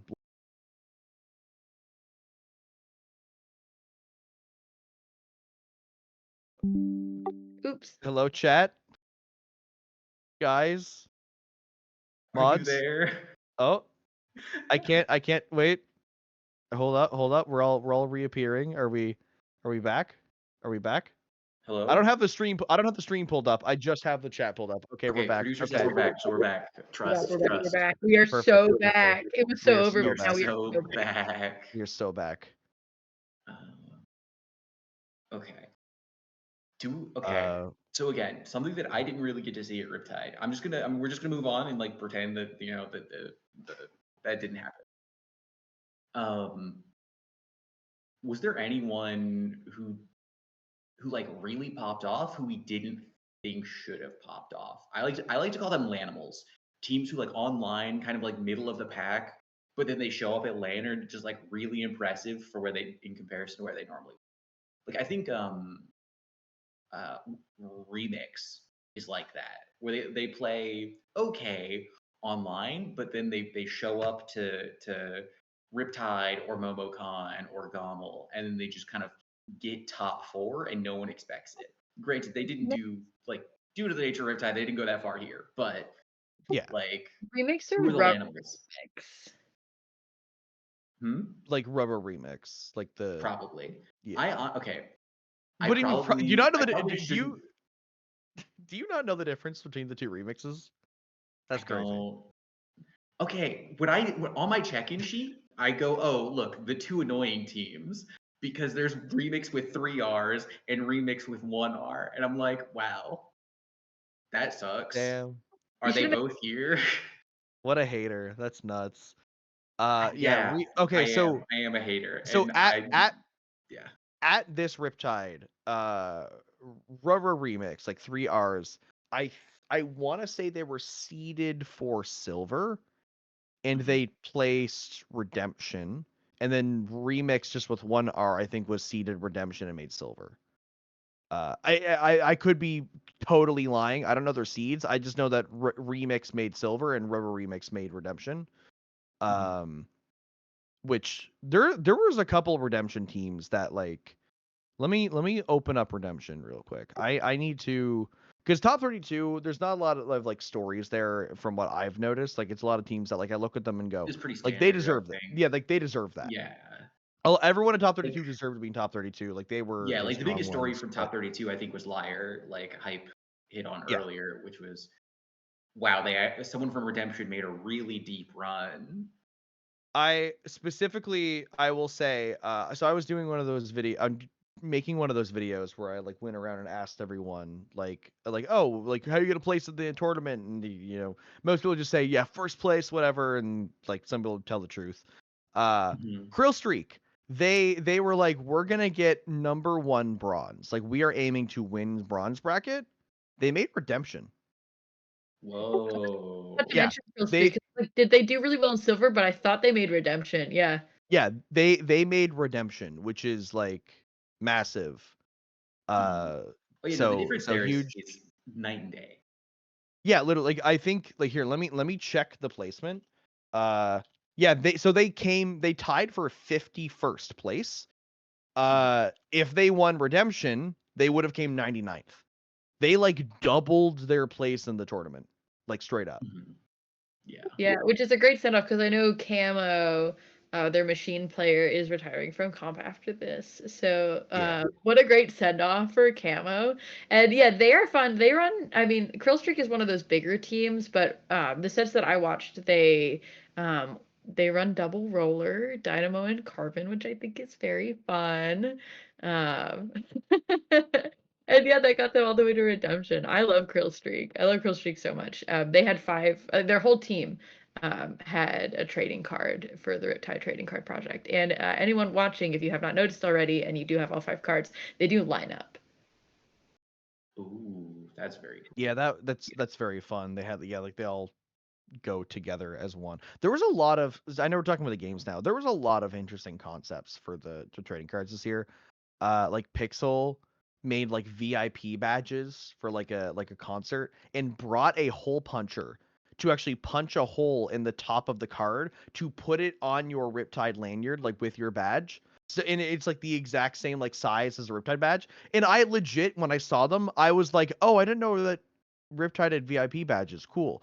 I like didn't even second guess it because it looked like a real VIP badge.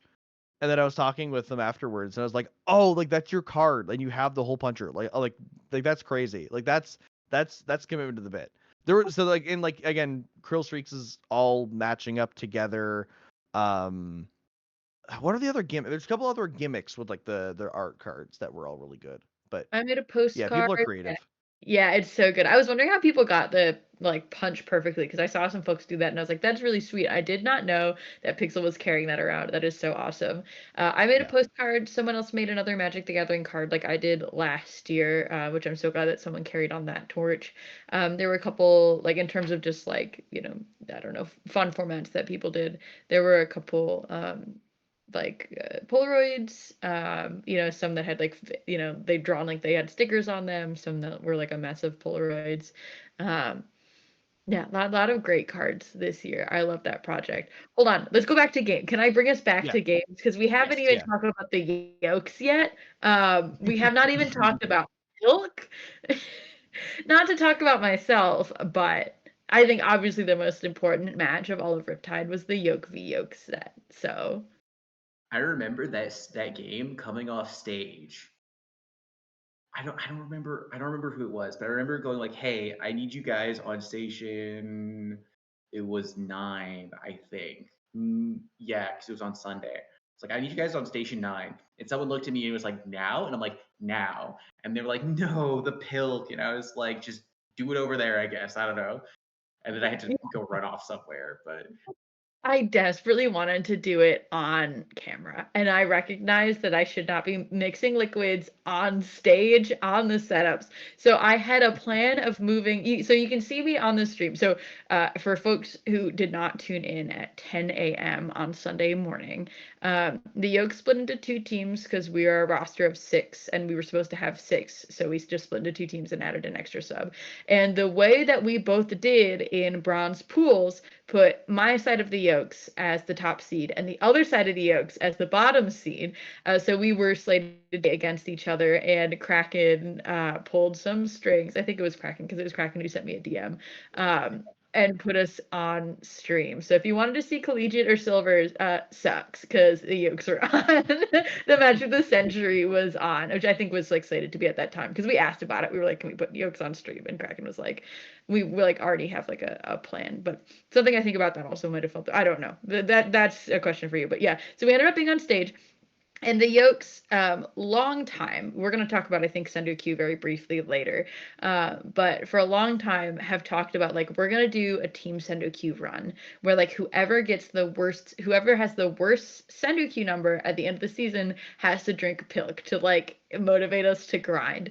But none of us ever grind enough to, like, really get a good, to really get a good number on Sendo Q. And some members of the team just, like, don't grind X either, so we can't use that. So, like, Pilk has been on the mind for a long time. So I was like, Pilk, guys, this is the time for Pilk. We are doing Pilk. Loser of the stream set has to drink Pilk. So we literally sent someone to the store to get milk and Pepsi. And very luckily, they did not look too deeply in my bag when I, like, crossed to, I was like, guys, I'm running late. I have a set on stream. I'm gonna be late. Please let me pass. And so they did not look through my bag. Security did not look through my bag very deeply. Thank you, security. Yeah, so we finished our set and we were already behind. So yeah, it was like you were like, you need to go. And I was like, but the pilk on stream. So you can just see me on the stream with a quarter gallon of milk or a half gallon of milk or whatever and Pepsi. So someone has that on video. It very unfortunately did not happen on stream because we had other games to play. But we did not have to drink Pilk. So luckily, at least we did not spill Pepsi and milk all over your setup. So I think that's fair. And games, finished on time that day. So I recorded the Pilk drinking, and everyone in unison said, "Oh, not that bad." Like everyone who drank the Pilk was like, "This is fine," and then kept drinking more. And so it was like the most unsatisfying ending to all of it because they were all like, "Yeah, this is all right. Yeah, like whatever." I was really not paying I was, attention. We had games to play, you know? It was like you have to get on setup 9 and you have to go play your games, and we were like, can't say no to production. Like, what am I gonna say no to, Rays? Are you kidding me? Absolutely not. So like we just started playing our games as like the pillar drinking is happening off to the side. But we were talking about it earlier, and we were like, how many steps removed do you have to be from a root beer float for it to start being gross, right? Because like ice cream and root beer, objectively good. We love that, right? Ice cream, well, root beer and not iced cream, just regular cream, probably would still be good, right? Root beer and regular milk, I think we're starting to get into weird territory. And then you replace the regular the root beer with Pepsi. So like how far there's like a scale here, right? And we were like, how gross does it actually get? And I guess the answer is not very gross. I think it depends on the person. I think some of the yolks just might be freaks, honestly. I think Yeah, that's that's the thing. That's the thing. Keller was like, um, if I lose, I'm not drinking Pilk, and Neko was like, I will bear this. I will bear this cross for you. I will drink the speaking Pilk for the team. And speaking of Neko's the very yolks cute. being freaks, I did pull out a tripod of my phone and recorded your entire onstage set, hoping that there would be some kind of pop off or banter, and you guys were so calm the entire time. There was like you guys didn't do anything to each other. Like I was like, man, I was waiting for like one of you to stand up and start. I was worried that I was gonna get like not exactly kicked off, but like before my MC set, I was like, what am I doing? You know, like what's the format, the rules here? And JPEG just kind of looked at me and shrugged and said like, just don't say a bad word on stage. And so we're on stage doing the set on the main stage, and I like pop off. Not at the end of at the end of the second set, I get up and I stand up and I'm like, are you guys ready for your effing pilk? They don't hear me. Is the thing. The other team was locked in, so they did not hear me. But I am up there and I'm yelling, "Are you guys ready for your effing pilk?" I also didn't know the Pilk was in the mix because I hadn't heard about it previously and we couldn't hear the commentators in the crowd. And so the Krill Streak was in front of me and they all started chanting Pilk, Pilk, Pilk. But I thought they were saying kill, kill, kill, kill. It's like, whoa. Like, cool. Yeah, I'm down for this. Why not? Yeah. Yeah. Who are we killing? Yeah, Yoka, Hopefully nobody. I don't need any murders at Riptide. That would make my job a lot harder. yeah, I don't think worry. at one point I Real did quick. ask you if we could commit a crime and still play bracket. I swear I asked you this at some point. And I don't remember it, but the answer is no. Okay. You cannot commit crimes and play bracket. Okay. I'm 'Cause- trying to remember how I got yeah. on that. No, right, yeah, because Remix almost drowned me in the hot tub. So I was like, yeah, if you drown somebody in the pool, can you still play bracket or do you get kicked out? Like, Yeah, the answer is no. You cannot play bracket after you commit a crime. okay, good. I'll keep that in mind for next year. Jaywalking, just wondering. I could just. I don't have. I guess I don't have to compete next year. I could just. Don't ask, don't tell. A jaywalking. Yeah, I'm trying to think of other. See, I don't. I'm not seeing a lot of like. There was a lot of upsets this weekend, but nothing major. More just like a lower redemption team ending up in silver, like that kind of situation. Yeah. I did see in redemption winners finals, so like both teams go to top 32 either way. There was PSU Blue versus TZS, which in my head is just Also was on TZS stream. versus which is in my head is just TZS versus TZS in a trench coat. Because like I look at PSU Blue and go, that's just TZS. Like that's in the TZS sphere because like Kraken and Vapor like just kind of like, you know, Yoink. yeah, exactly. like when I heard TZS and PSU Blue were gonna be at Riptide and also Kraken's head TOing, I'm like, who's on either of those teams? Like I like what is either of those rosters at this point? But that's one of those like that's like in a similar vein to the Yoke v Yoke match where it's like this is just you could have switched some of these players around and nobody would notice. Brother against brother. Who was on each PSU Blue and then who was playing for TZS? What we see here, yeah, PSU Blue is Vapor, J. I'm too blurry for me to look at. I'm gonna pull it myself. Redemption. What pool was it in? K2, I want to say. K4. Thank you, production. We had Yeah, it one was really big, redemption wave and one smaller one. Yeah, Vapor, J Money, Snow, and V were on PSU Blue, and then TZS was DRF, Smork, Floobs, and Pepe. So the TZS roster makes sense. It was just Floobs subbing in for, Vapor / Kraken / whoever. I'm not as familiar with all the folks from PSU, because there was 2 PSU teams there. PSU White was also there, like their lower level collegiate team. I did not pay attention to the CCA stuff at all. I wonder how that went. I hope it was good. It seemed like people enjoyed it, though. I also talked to people who won, so I can't say much about the matches, but for collegiate, they called it modified Swiss. I call it triple elimination with extra steps. So that's about how that went. Is they ran Swiss, but if you got 3 wins, they pulled you out of the bracket. And if you got 3 losses, they pulled you out of the bracket and then seeded it to like a top 8, I think. And they had like 14-ish teams, I think. They did a surprisingly good number of CCA team. 16? Oh, production's telling me it was 16. I don't know if checking your production, but yeah. So 16, a good turnout, as big as most locals. And then they ran modified Swiss into a top 8 bracket on Sunday. Yeah, I love trying to explain to non-Splatoon players how any of our LAN brackets work. I had to You're explain to my welcome. partner 3 separate times, like, how bracket works. Because I was like, yeah, we narrowly missed Redemption. And they're like, yay? And I'm like, not yay. You want to be in Redemption, even though it sounds like you shouldn't want to be.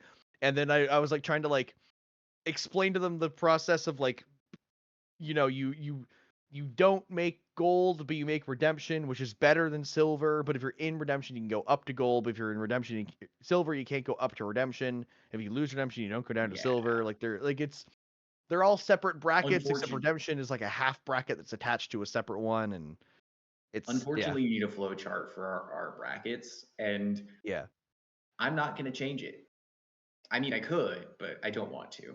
Well, that's because when you're there, like, it works. Like, it makes sense when you're there and you're doing it. You're like, okay, this is fine. But when you're talking to somebody who's never played a competitive game in their life and they play like games with ranked modes. They just play it casually. They've never been on a team or like had comms, like signed up for an event, and they look at the bracket and go, "What? Huh?" Yeah, I personally really like the lower brackets that like I'm sure it sucks for folks who are like riding the line between like redemption and silver, but I like that the lower brackets you could win them. Like I was never gonna make top 32. I like that I could like I won a low bracket. That's really awesome. Like I like that bronze and silver have their own little wins. Yeah, I wanted to move back to collegiate for just a second. As someone who is like outside of college years, I'm like, I don't care about college football. Not sure how much I should care about college Splatoon, but it is really nice to see these collegiate teams like pop up and also see them play in other things, see them come to Riptide and play in Riptide. And then it's nice that they have their own brackets. And I'm glad that collegiate is getting more support. It seems like also from Nintendo might be reaching. I think I swore I saw something like that. They have high school leagues. I'm still unsure about collegiate. But yeah, it's nice to see because I know I learned recently like Gatorland is actually like a collegiate event like put on at a college, and then like open to the public, which I think is like really cool. So there's tons of tie-ins with like collegiate esports and gaming, and so I'm so glad we're doing that.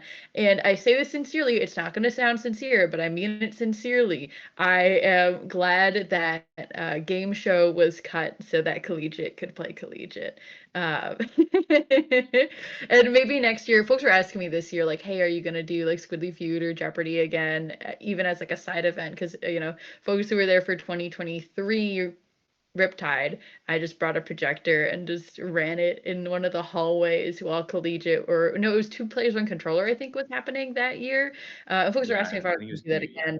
And I might do, if you don't want to know, block your ears. I'm not sure how much production cares if I do a rogue event in the hallway, but I don't know. I might do it again next year. But I am glad that Collegiate got space, like, for their own Splatoon thing over, a silly little side It stream. Like, I would have happily it would taken the space, but like 16 teams from colleges and like, colleges being most of the Splatoon players being college age kind of generally. I think that's really valuable, and especially because colleges have like money and resources to put into like gaming. every time I see collegiate teams, I shed a tear because when I was in university during like the release of Splatoon 2, like early days of Splatoon 2, and I fought so hard to make a collegiate Splatoon team. And quite literally, I think after weeks and weeks of trying, I think I had one person express interest, and they were not a competitive Splatoon player. They were a casual Splatoon player who said, if you guys had a collegiate team, I would try out or just be friends with the team. And that university still does not have a Splatoon team. I don't think there's any like I've been building up a local community, and there's a couple people from that university who play Splatoon, but they're all casual players. So yeah, the the growing collegiate scene is awesome because I would have loved to be able to have that experience, and sure, like it's a great thing to have, and you know, like you said, like being able to run it at Riptide and all these events is awesome. Uh, as much as it means the death of Squidly Feud, which realistically, it'd be nice to run that like on a Thursday, like before the event, so it doesn't run anything. But it's also, I know it's not possible because you're still setting up on Thursday. So that's not, I'm not saying it's a realistic expectation, but like that would be like an ideal world where it's like, yeah, tend to pregame the LAN by doing a game show. Well, I mean, LTC 2024 Jeopardy, I think I ran on Thursday night while folks were like arriving. Yeah, Outside of production, so you got, again, my projector, you guys didn't need to worry nothing about nothing. The issue is that the yokes were arriving, like we drove, so we got in like super late. But it is nice to have something to do on Thursday. That is like a free block of time because when we were trying to schedule other things, we were like, oh, we can do it on Friday. No, can't do it on Friday. Collegiate's doing, Collegiate's on Friday. What about Saturday? No, Saturday's late night water park. So like all the, nights after the venue. So maybe if I do something rogue next year, we'll be on Thursday. I mean, yeah, like I said, just as long as you don't expect it to do it in the venue, because the venue doesn't open until Friday. Yeah. So Yeah, you're that's not getting in there. It doesn't Yeah, have like hits like LTC does because again, I was doing it hallway. We were doing hallway Jeopardy. It was still open last year. The Sandusky Kalahari is much better for hallway things. Their hallways are much higher quality, in my opinion. Better hallways. Yeah, No, better hallways. Yeah, Yeah, 'cause exactly. I was gonna say last year had like the what's it called? It's not like table turf, like whatever. I'm not sure they call it the IRL Yeah, the table IRL turf. I culture. should know what it's called. I have some of the cards because I made cards for Los Inklings, but like they ran that in the hallway last year. This year, Sam ran the Die on This Hill board game demo, plus Hype you ran the Magic the Gathering other card games, and I saw other people playing board games like during like top 8. I like walked by, there's a group of like 10 people sitting on the floor by the gorilla just playing a board game. Like the hallways are pretty good, the Kalahari, to do side events. And honestly, I feel like we should encourage more people to kind of have those fun little side things that are just like not like not saying like make like a big thing, but just be like, hey, I want to do this thing, who wants to come, like plan stuff to just like do in the hallway, because I think a lot of people are looking for those like things to do, and just being like, hey, I'm hosting a little like board game in the hallway, or I'm gonna like we're all let's all go to like the little bar in the hallway and do the karaoke there, or like just something like scheduled, something that people can look forward to during the weekend, because it's hard sometimes when you're just kind of wandering around. Yeah, for sure. I do hope next year we bring back the trading cards. First of all, because I never got to make a heavy edit card. So, like, has the project really been done if I haven't made a heavy edit card? But also, I know that was like the highlight of a lot of folks' Riptide last year. For folks wondering, I do think there was an issue with, I think the person who managed it last year is in Europe and did not make it this year. I think that was one of the biggest holdouts, but yeah, I'm really hoping we do run that again because yeah, more hallway events. And if there's no more to say about Riptide, this kind of segues pretty well into my closing thoughts, which are like, so the thought of like just do stuff, right? Like if you want to see something, if you want a game to be played in the hallway, like, you know, Sam wanted his board game to be demoed, like, so we just found a place to do that. You know, I wanted to play Jeopardy with folks, and so I just did that. And Hammy wanted to meet people, so Hammy signed up for Jeopardy at LTC 2024. Like, if you build it, they will come, and we all go to this event. Like, there's no money in Splatoon, really, right? Like, I think I said on comms, like, everyone's here just to hang out, and I said maybe not top teams, but I was looking at like the actual winnings that you would get playing in Riptide, and it's like enough to cover the cost of being here, essentially, maybe. So Yeah. everyone is here to hang out. That's assuming you're also doing an international flight from Europe. I'm not sure if Gray made his money back. Highly Well, doubt Gray it. is going to be. I don't think there's like cash money prizes for this either. But Gray, I think, is staying in the United States to qualify for the North American League. That's a crazy strategy. Yeah, I don't know if that's allowed, but pop off. Yeah, don't you have to be a resident? I'm pretty A lot of sure. lot of fine print there. residency. I mean, like a mailing address. I mean, I heard that was the plan, which I think we're going to talk about NA League in just a second. But to folks who like, I feel like everyone talking about Riptide has talking about like if you have not gone, you need to come. If you can possibly come, you need to come. Find a way to come. And I feel like there are two boundaries for folks who have not been to lands or majors on like why not, right? And there's I want to meet people, I want to talk to people, but I have social anxiety and this seems overwhelming. And then also like cost and logistics, right? And so to the first point, like just do what you want to do. It's hard. I guess I wanted to talk about like I had agoraphobia like 6 years ago when I moved to St. Louis. Like I was afraid to talk to people and leave my house. And truly it took like I made a couple friends, like real life friends to support me. And I volunteered for a helpline, which taught me like conversation skills. So kind of out, maybe like strange circumstances that not everyone has access to, but to say like if you have anxiety, it can be overcome. You can like learn skills to interact with folks, and like people at lands are like spiders. They're maybe more afraid of you than you are of them. It's like socialization is a skill and it's a practice skill, and the bar is so much lower at lands because everybody is here to talk to people. Everybody is here to like introduce themselves and get to know gamers, and everyone is here because they want to connect with other people. And I think coming at it from that lens of like everybody here wants to form connection. Also, generally, I think people as a whole want to form connection, but like especially at land. So for folks who are like, I don't think I could socialize. First of all, I am busy, but I am always happy to be a person to socialize with. Like the worst you could ever possibly get from me is like I'm TOing or like I'm pool captaining right now, so I can't do anything, or I'm on stage, so I can't do anything. But like there are folks like the whole yokes are so happy to like see someone new and incorporate them into our sphere. I'm happy to take introverts under my wing and be the like, you know, the token extrovert to like, you know, have conversations with folks. So, like if social anxiety is a barrier for you, but you want to form connections with other folks, so many people in the Splatoon community are exactly the same way. And like you can do it. I believe in you. Please come to lands. Please come to lands. Message me. I will help. Like, please come to lands. And then the other side of the logistical or financial thing, like I am so broke. It's crazy that I can afford to go to lands, and honestly, I kind of can't. My team bankrolls me for like a lot of this. My team puts on like, you know, more of the room cost than I do, and like we rent a car. But there are definitely ways to make this happen, like carpooling, splitting the cost of like a rental car and gas instead of flying, getting all of your food at Costco beforehand, which like cannot recommend enough.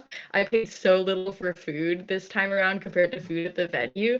And the first time I ever went to a LAN, again, I mentioned this early on, the first Splatoon tournament I ever actually went to, where I played against Henlo on LAN for the first time. My friend Neko Kaneko, who's my teammate now, and I drove down in their car, slept in their car, showered at the Planet Fitness, and like ate Taco Bell like every single meal. And that was the cheapest LAN I've ever been to. Literally the only thing we paid for was the cost of the ticket, which I don't think the gas station across the street wants you sleeping in your car in the gas station. I'm not endorsing this, not endorsing the car sleeping. But like I will say I was exhausted. The logistics of that were like awful, but it was still so worth it to go, like, to be able to experience LTC when I could not have afforded a Kalahari room at that time.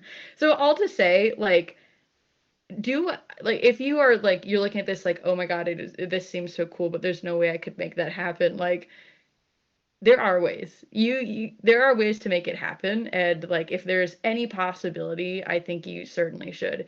If nothing else, traveling to your locals is also, I travel 5 hours for my local, right, in Chicago, which it's just a train ride away from St. Louis. And like sometimes it's inconvenient. And like I very much understand costs. I don't even make $15 an hour, so like that is certainly becoming more and more of a barrier as time goes on. But like, folks are willing to. I needed help to pay for my Riptide trading cards, and I asked folks to help, like, go fund them. Like, just I had like a not Patreon or whatever, like a Ko-Fi, and they were like, people are so receptive and kind in this community, and like I had them fund by the end of the day. So I don't know. There are certainly ways to get to lands, and like you might have to get creative, but if you want to go, yeah, a lot of folks are like willing to help. Like I would be willing to help make merch for folks, to sell or something like that. So anyway, I'll just say there are tons of reasons why folks can't go to lands, but do it if you can. Yeah, I want to echo a lot of that. Again, if there's a will, there's a way. You can fundraise, you can try to make things and sell things to kind of make a profit. Like there's a lot of people who will just do commissions, say, hey, I'll make stickers of your character and hand them to you, like $15, and then like they make a profit off of that because they the printing is much cheaper than $15. They do it, how many, like a dozen of them or so, like that's like enough to cover all of your food for the weekend and that kind of thing. And you can volunteer every single block, and you can make your money back. Yeah, exactly. Yeah, you can volunteer, make some of the money back. Like for me personally, like again, I'm from very very rural Canada. I've been to 5 lands now in the last 2 years, and every single land minus Gommel, because it's a domestic flight, have been over $600 to fly to. That's a lot of money to be spending. Like that's like over $1,000 a year to go to lands, just travel, not including the hotels, not including anything. I'm spending way too much money on this. So for next Riptide already, I am planning out a road trip. It is 20-hour drive there, 20-hour drive back, but it saves so much money that I'm planning out that because I'm like, I can't financially keep doing this, but I have the drive like to drive. I'm like I think it is worth it for me to spend 40 hours driving in one weekend just to go see my friends, just to go like, have a good time. And I'm like, trying to plan out like more of a road trip, like I'm gonna go with my partner. Like it's gonna be a whole thing. And so like there's those ways to really get that, and especially hype bringing up the lands, like the locals. That's the best case scenario is you go to your locals, you make friends in your local community, and then if you're within reasonable road trip distance of like a major like Riptide or something, you then buddy up with your friends from your local and you all like carpool together to the LAN. And then you split your gas costs, in like by like a quarter, or you only pay like a quarter of what you would pay if you went by yourself, and then you have friends to hang out with on the multiple hours on the road. Like there's ways to get there, and the best way to do it is just by start interacting people, start thinking, start planning, and just start having fun with it. 100%, yeah. And I mean, cannot recommend driving over flying enough. Also because flying, I mean, I feel like a lot of times when folks bring illnesses into the event when they weren't sick before, it often can come from airports where there's tons of people traveling, not everybody masking. So like driving generally is, I mean, not safer, you're more likely to get in a car accident than a plane crash, but like, in terms of like, potentially bringing in sickness to the venue. It is fun. You have a little bit more like control over it, and I love road tripping. And yeah, so also, shout out to my team. I love my team, the Yoke, so much for my team for driving and helping pay for a lot of this, and all the rest of the folks in the community for helping fund my cards. Like, I don't know, the Splatoon community is so sweet and so giving, and I owe everyone so much. And speaking of things I owe folks, Raise, thank you, and the rest of Level 1 production and the TOs for like taking a shot on me for like the game show last year and emceeing this year. Like, I cannot thank you guys enough. Like, my appreciation for the fact that you guys are willing to the imposter syndrome is like so crazy high for me. I'm like, I don't really feel like you guys should have given me this, but thank you so much for the opportunity and for making this Riptide just like so much fun for me. Yeah, that was all Level 1. I think it was specifically Devin, actually. After running the Family Feud, was like, can we do this for Kraken? And like he asked me and Kraken, we're just like, go for it. Yeah, if you think it's a good idea, send it. And yeah, you guys sent it. Yeah, so happy to. So okay, that is all that I think I have to say on Riptide. I mean, for now, I'll be talking about it on Blue Sky later tonight, I'm sure. Yeah, I think if anyone Ray, I'm not sure if you have any closing thoughts on Riptide. We have other stuff that we could have talked about today. It's already been already been 2 hours. Yeah, it's already been 2 hours. I want to go talk about other things. Well, do you want to talk about this stuff, because it's already been 2 hours, plus we started 30 minutes late, so I'm very tired. I don't even work at Beep, so like they can't fire me. Like, do we want to talk about the other stuff quickly? Because we don't have to. Like, it's kind of like an optional, like, oh, here's what's coming next. But like, if you guys have anything specific you want to talk about, then we can move on. I really want to talk about the Nintendo thing, at least briefly. I want to touch on it. I'm really excited. Okay. So, do anyone have any closing comments on Riptide then? I mean, Hype already did, but like, Riptide was great. Last second let's move on. Say? Yeah, no, Riptide good. Thoughts closed. All right, let's. Okay. Yeah. So yeah, that was Riptide again. People are gonna keep talking about it for a while because it was great. New Sendo Q season is coming up soon. Nobody cares until the finale happens. Go play Sendo Q. Play your ranked tournaments. Super Jump 6 is around the corner, so keep an eye on that. I don't know the dates, but IPL announced them like months ago. So if you're not signed up, then you're a freak. I think it's the 21st of September. It's that weekend. So it'd be the 20th and 21st. I'm pretty sure. Go sign up for Super Jump. Yeah, actually, I am going to double check those just so we're not spreading misinformation. It's just like 90% SJ, sure. Right? Yeah, I think it's start.gg/SJ should work. I think I'm a bot. Yes, 20th and 21st of September. So go play Super Jump. We need to get numbers in our online majors to yes, please. Be cool. And yeah, so those are the main things coming up: Sendo Q and Super Jump. And the most important thing that's coming up is the Nintendo Splatoon 3 NA League. They finally announced the North American League with a lot of talent and personalities from the comp scene, which is like insane to me. Like how many people they pulled for this. Like, not like that the people wouldn't want to do it, but the fact that Nintendo was like, yeah, we want people who are well known in the community to actually participate in this. So, Raise and Hype, it seems like you both have a lot you want to talk about this. So let's just get right into it.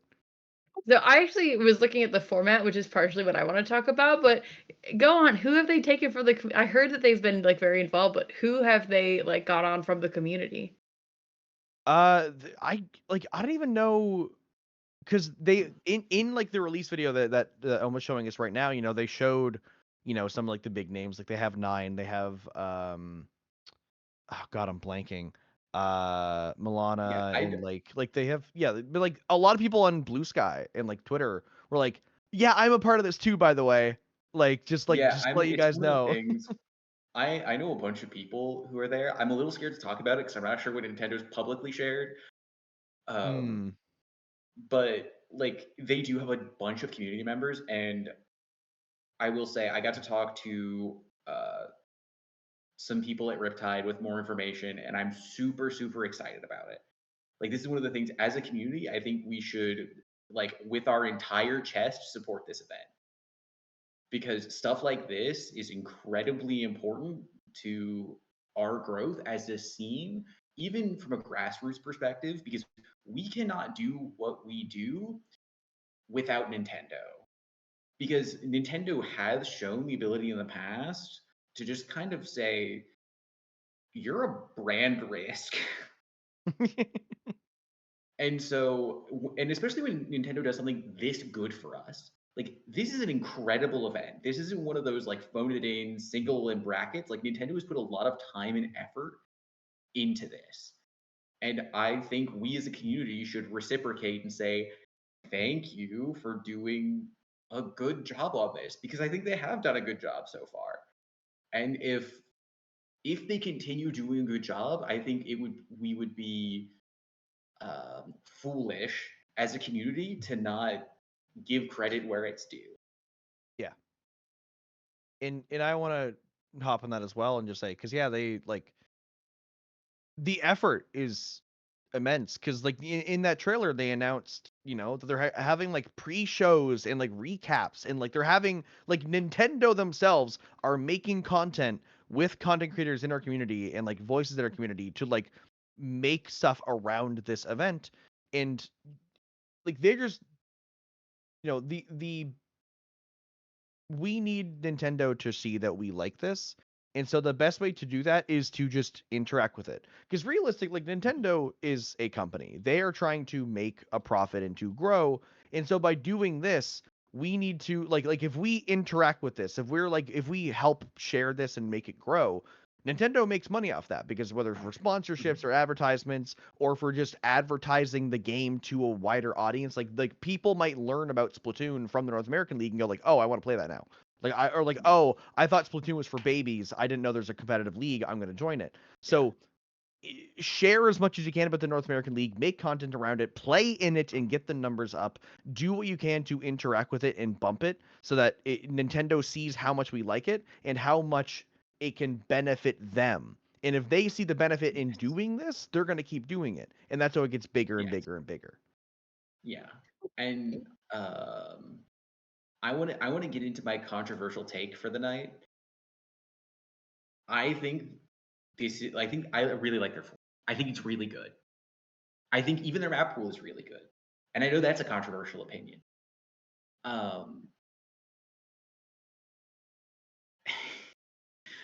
To elaborate on that, you cannot win a best of 5 playing the same mode twice in the format they have put forward. I think that is an extremely good thing, personally. I know that, again, like I said, I know that's a controversial opinion. I don't like playing the same mode more than once to win a set. This was something that I said for Riptide. I think I said it to you, Hammy. I might have, and I've said it a couple times on smaller streams, I think. If I had it my way, every best of 5 we play would have every single mode in it once, and someone in Nintendo heard me. So you can either scream and shout and yell at me for cursing everyone, or you could say, okay, and just go play Turf War. Like, See, yeah, I agree with the winning twice in the same mode thing, because like I play Reflux. So, and we're in a zones favored state. So you're playing a best of 3 or best of 5 against me. We win game 1 because it's zones. Easy. We like if it's a best of 3, like you're screwed. You play me against me in zones as Reflux, I win it. You play me in any other mode, you probably win. We go back to zones and I win it again. Like it's kind of it's very one note. And so I mean Turf War isn't that different because it's still a Reflux. But it's like I see the vision, and I think there's value in playing Turf War. I'm one of those guys. Like Turf War, the idea of Turf War in competitive has grown on me a lot in the last like year or so. Yes, I know everyone loves to hate on Turf War, but Popgun was doing interviews, and one of the questions was about Rainmaker. And as many, if you were there, and if you're watching the stream, the Riptide ended on a Rainmaker stall, which ended with the crowd yelling "F this game mode," over and over and over again. And so one of the questions that Popgun asked me, actually before this had even happened, was like, what do you think about the Rainmaker mode? And I know a lot of top teams are like, we should play zones only. And my response to Popgun was, no, no, no, no, no. I don't think we need to be taking out game modes. I think we need to be adding more game modes. I think we should add turf war. It's in the game. Let's play it. And I think it's a very different skill, right? It's a 3-minute timed match without an objective, so it is very different, compared like a completely different beast than the other modes. But it's different, and I think that's cool. They play it in JP. Most of us probably started Splatoon playing it. I have no idea how I don't know. Honestly, I don't know the meta. I don't know the strats. I think there's a really cool opportunity for someone to come out of left field and be like, I'm really gonna focus zones, especially with the way that counter picks work, where the winning team picks the mode and losing team picks the map. So if you can win your round 1 game and you can pick zones, and if you have control here, and you can really spec into zones. If there's a team that like really wants to play zones, I think they can catch a lot of other North American teams off guard by doing really well in zones, which I think is like kind of cool. Mm-hmm. Yeah. Well, and another thing, specifically with how counterpicking works, is like I said, you're never gonna be able to win an entire match off of a single ranked mode.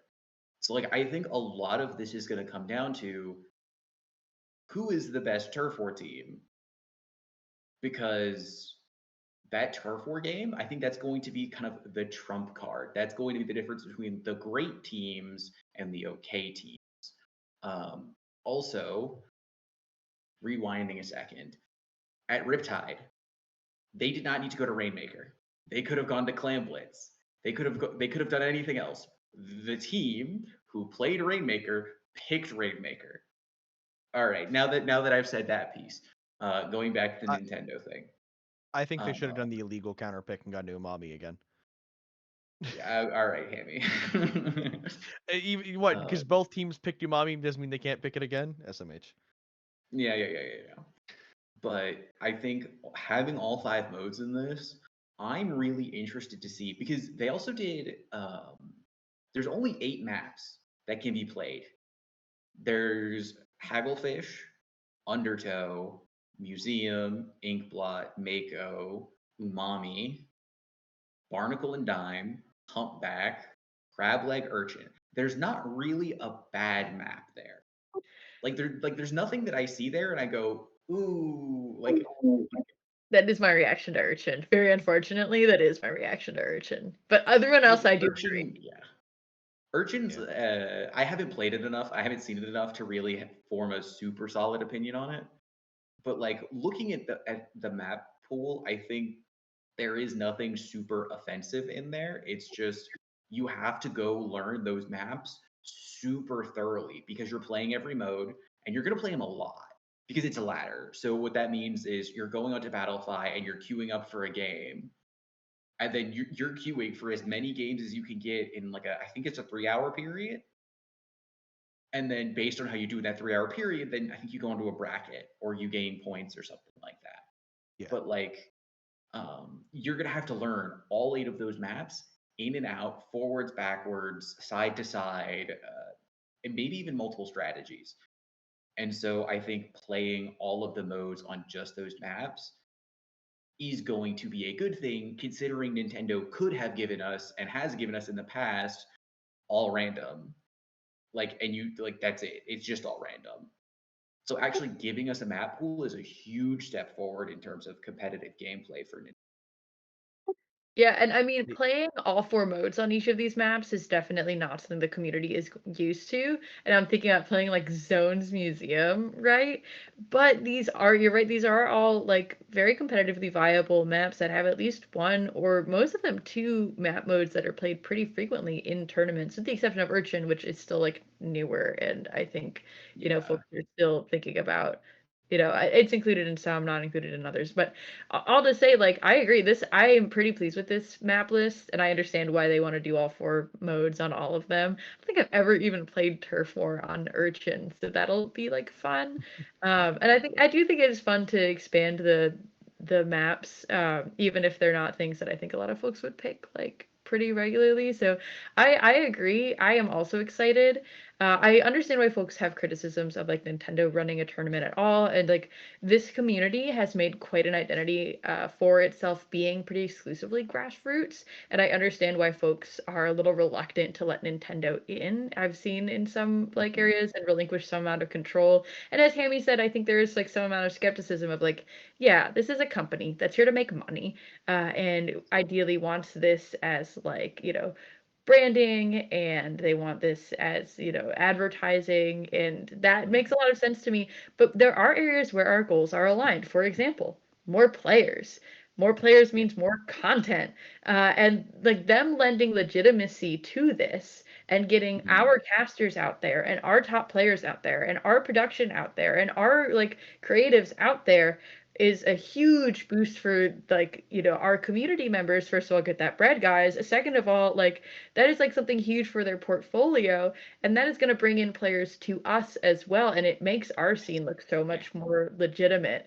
And it does show off all the incredible work that folks do. Like we talk about it a lot. I hear people talk about it, like the production value that like our matches get is like incredible, especially compared to like the amount of views we actually do get in things. So anything I think that is bringing eyes onto the product that's already happening, and Nintendo say like using their platform to platform all of our creators, I think that's incredible, and I am happy to see it, and I will be playing. Yeah, and what I will say is I'm much more I'm cautiously optimistic about Nintendo in general because, like you guys have pointed out, they're a corporation, but that to me makes them much more predictable in their behavior, which is they're going to do whatever supports their bottom line. So as long as we don't make our goals directly opposite and opposed to their bottom line, we are generally going to be safe.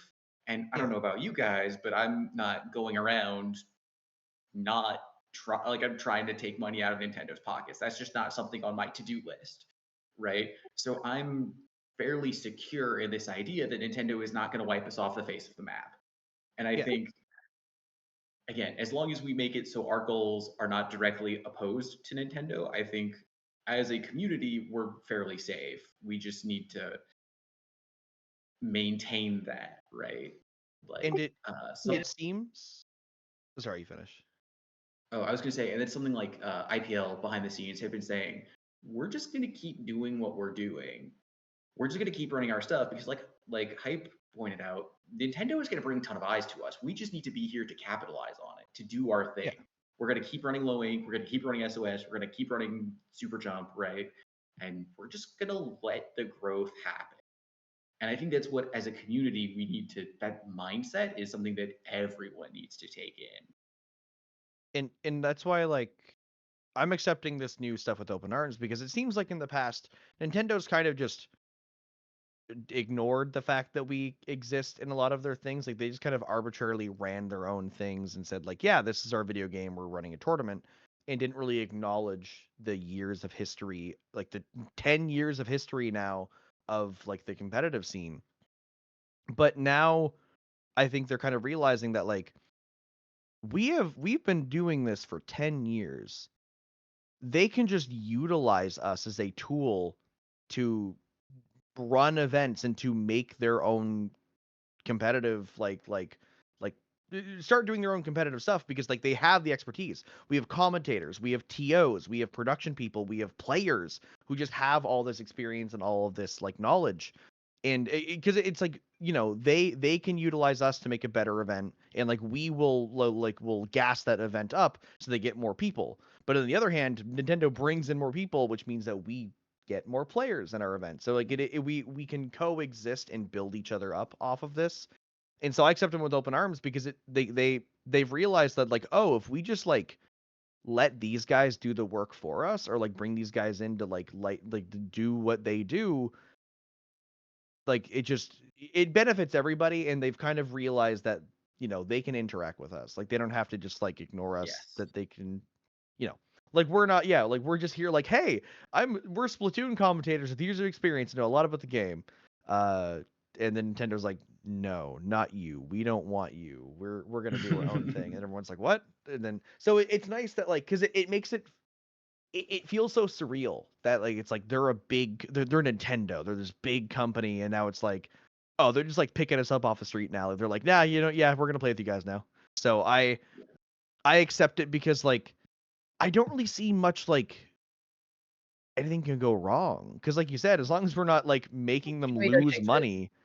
Well, okay, yeah, but like as long as we're not our goals are not like ruining Nintendo's brand or like making them lose money in any way. Like at worst, they just go back to ignoring us. But I don't see. Again, if we make the Splatoon community so radioactive, so brand unsafe, yeah. not only will they drop us, they won't give us licenses. They will actively try to get rid of us. Yes, but I don't see Case in I don't point, see us. World Championship that happened last year.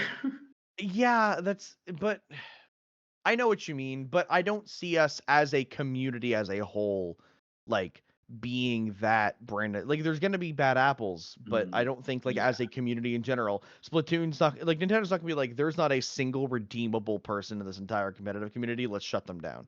Like yeah, and that I just comes don't. with a little bit of self-regulation, right? Because as long as we self-regulate, not perfectly, but in a strong enough way where, like you said, we don't have a ton of people running around saying gamer words, we're probably going to be fine. And I think there's also that thing too where I feel like there's a lot of people who are like, there's a lot of younger Splatoon players, and I think that when it's a community run event, they don't take it as seriously because the TOs are just some dudes behind the internet. But when the TOs are Nintendo, because here's the thing, if you're in a Nintendo event and you break the rules, like if you do something bad, they can just ban you like from the game.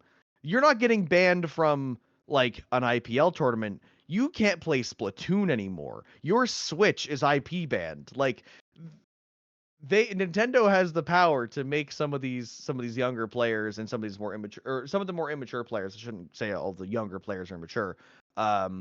To just smarten up and play the game and be a good sport. So, I think there's a lot to benefit from this, and I don't think that we're going to make any catastrophic mistakes, realistically. I'm literally knocking on wood for you. I do hope not. But I am, like Ray said, very like cautiously optimistic. I like the way it does seem like they're listening to us, right? They've put in maps that are very commonly played in competitive. They clearly are around enough to know who our influential creators are. And also, Ray's mentioned the format. I do really like the format. As a player, I love ladder. It is so flexible. It is so like you just queue up for your next match when you're ready. You're not waiting around, so it's a very efficient use of 3 hours. And I do like that the way that the point system works, it is prioritizing and benefiting teams that are consistent. It is like giving you points and giving you like a better shot at winning for consistency. Like if you get, I think like what is it, 9th to 16th, like 3 times in a row, you will have more points than someone who just plays once and gets first in that one day event. So like consistency is, I love that they are really prioritizing consistency. As like, we often talk about how narratives need to be built in the scene and how like, we want more teams, and you have to play on the same team. You can't play multiple different events, I think, on different pickups, if I'm remembering correctly. So that means that we're going to be seeing top players who are known for playing pickups playing at least in the same pickup across a couple months, which is like, I think gonna be huge. Yeah. So like, the official rule is 3 players need to be the same between events for points to carry over. So if you have a roster of 5 players, that's not really hard to continue accruing points, especially if you if you're changing 1 or 2 players. If your roster is larger, that chance of maintaining points goes up and up and up. over the course of the event. So, like, the rule is very forgiving, all things considered, in that you only need to keep a core of 3 players. Because Nintendo could have said, you need to keep all 4 players or all 5, or your entire roster needs to stay the same, and they didn't. So, only requiring 3, I think, is considerate of them.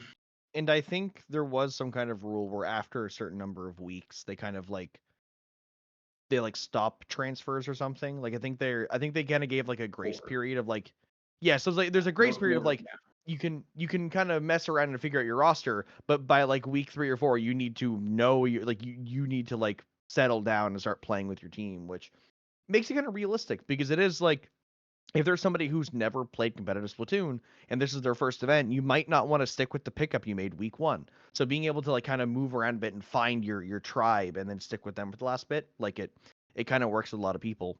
But yeah, I do like that they're focusing the consistency thing because again, it won't force top level team players to make teams, which like we've been through the whole pickup culture thing. We don't need to force top players to make teams. We just need to force them to or get them to Make promote content. themselves better and advertise and make content and like be people rather than just like faceless like whatever. But having them on a consistent pickup for how long? Like 10 weeks, 8 weeks, something like that is Something like going to be that, yeah. huge because it gives us 10 weeks of content of 4 top players or 5 top players being on the same pickup. Like that gives us like something to work with just in general. Because then in those 10 weeks, we'll probably see those pickups playing other tournaments, other stuff in scrims and stuff to practice as a team because they want to place as well as they can in the Nintendo event. So like it goes back to the whole idea of like Nintendo helps us, we help Nintendo because Nintendo's like forcing us to like have a 10-week period where we're all locked in on one thing together as a community by everyone's grinding and practicing for this one event and playing this different format. And like, are we going to see tournaments start running Turf War now to like prepare for the Nintendo event? And like, how are they going to do that? Which, by the way, here's my take. Turf War needs to be either the first game or the last game in a set because it is a shorter game, because it is a bit more chaotic and there's no objective. It either needs to be the icebreaker where whichever like you play it. It's basically like Turf War is the rock paper scissors that determines who gets counterpick. Yeah. Or it is the like, okay, you guys are neck and neck, play a quick, fast-paced game of Turf War, go. Like, figure out who wins. And I think that that's the best way to do Turf War. If I was going to run it, I would always put Turf War game 1. Yeah. Because that decides who gets to pick the next map mode. Yeah, it is. Like, it if is I was going to run in a traditional tournament, that's how I would do it. Because realistically, yeah, because we did kind of make Splat Zones the opening map for the mode for the longest time because it was the neutral one. So we can kind of push Turf War to be the neutral / like the coin. Like it's better to refer to it as like a coin flip with the rock paper scissors because it's the okay. It's a quick 3-minute game. There's no objective. Just paint the map. Like it's your warm up game to really get into the set, and then from there it opens up. But it's also gonna suck in like a best of 3. I don't see it being that great. I think you need at least a best of 5 to start running Turf War as number 1 and then go from there. Yeah. I remember Dapple Productions, I think when they ran, it might have been GSM actually. There was a tournament organization that ran Turf War, but they ran it at game 0. So it didn't count for the score, but it got to decide who picked the first map. Interesting. Or who started the counter picking format or whatever it was. Teams didn't really like it then because it was kind of a waste of time. Yeah. But that was kind of the most neutral way you could play Turf War. Yeah, I like the vision of it, but yeah, time-wise, like when you're outside of that vacuum and you're physically playing the tournament, and every set has an additional 3-minute game of Turf War, just arbitrarily without affecting the score, I can see that piling up over the course of a like groups into singular double elim tournament. But that's the thing, like I hope that the NA League is gonna make us start trying new things, like trying to add Turf War into our tournaments, trying to, mix things up a bit, because we've been in like, I feel like we just kind of stick to whatever we like, and nobody. Okay, I was gonna say nobody's willing to try new things. People are willing to try new things, but no one's willing to like TOs will try a new thing, and then nobody's gonna play the tournament because it's a tournament they haven't heard of before. And existing tournaments aren't gonna switch things up because they have their format. Why would they change it up? Like, the players play because they like the format. Yeah. Like, and Nintendo is forcing that shakeup to happen because, like you said, TOs we're willing to try new things, but a lot of times, at least from my perspective, the things I want to try, I know players aren't gonna like because, like, again, I generally like Rainmaker. I recognize that's a kind of controversial opinion given what happened at Riptide. I like Turf War. Again, generally controversial opinion. Nintendo is now kind of saying, here's how we envision competitive Splatoon. And I'm interested to see what ends up happening if people dig their heels more into the we should only play zones because that's what I'm the best at and that's what I will continue to win at. Or if someone like, or if teams are going to say, you know what, this wasn't that bad, we can keep doing this. Because, like, or maybe even we fall somewhere in the middle where we go, oh wait, this turf war thing isn't as bad, but I still despise Rainmaker with my entire soul and human personality.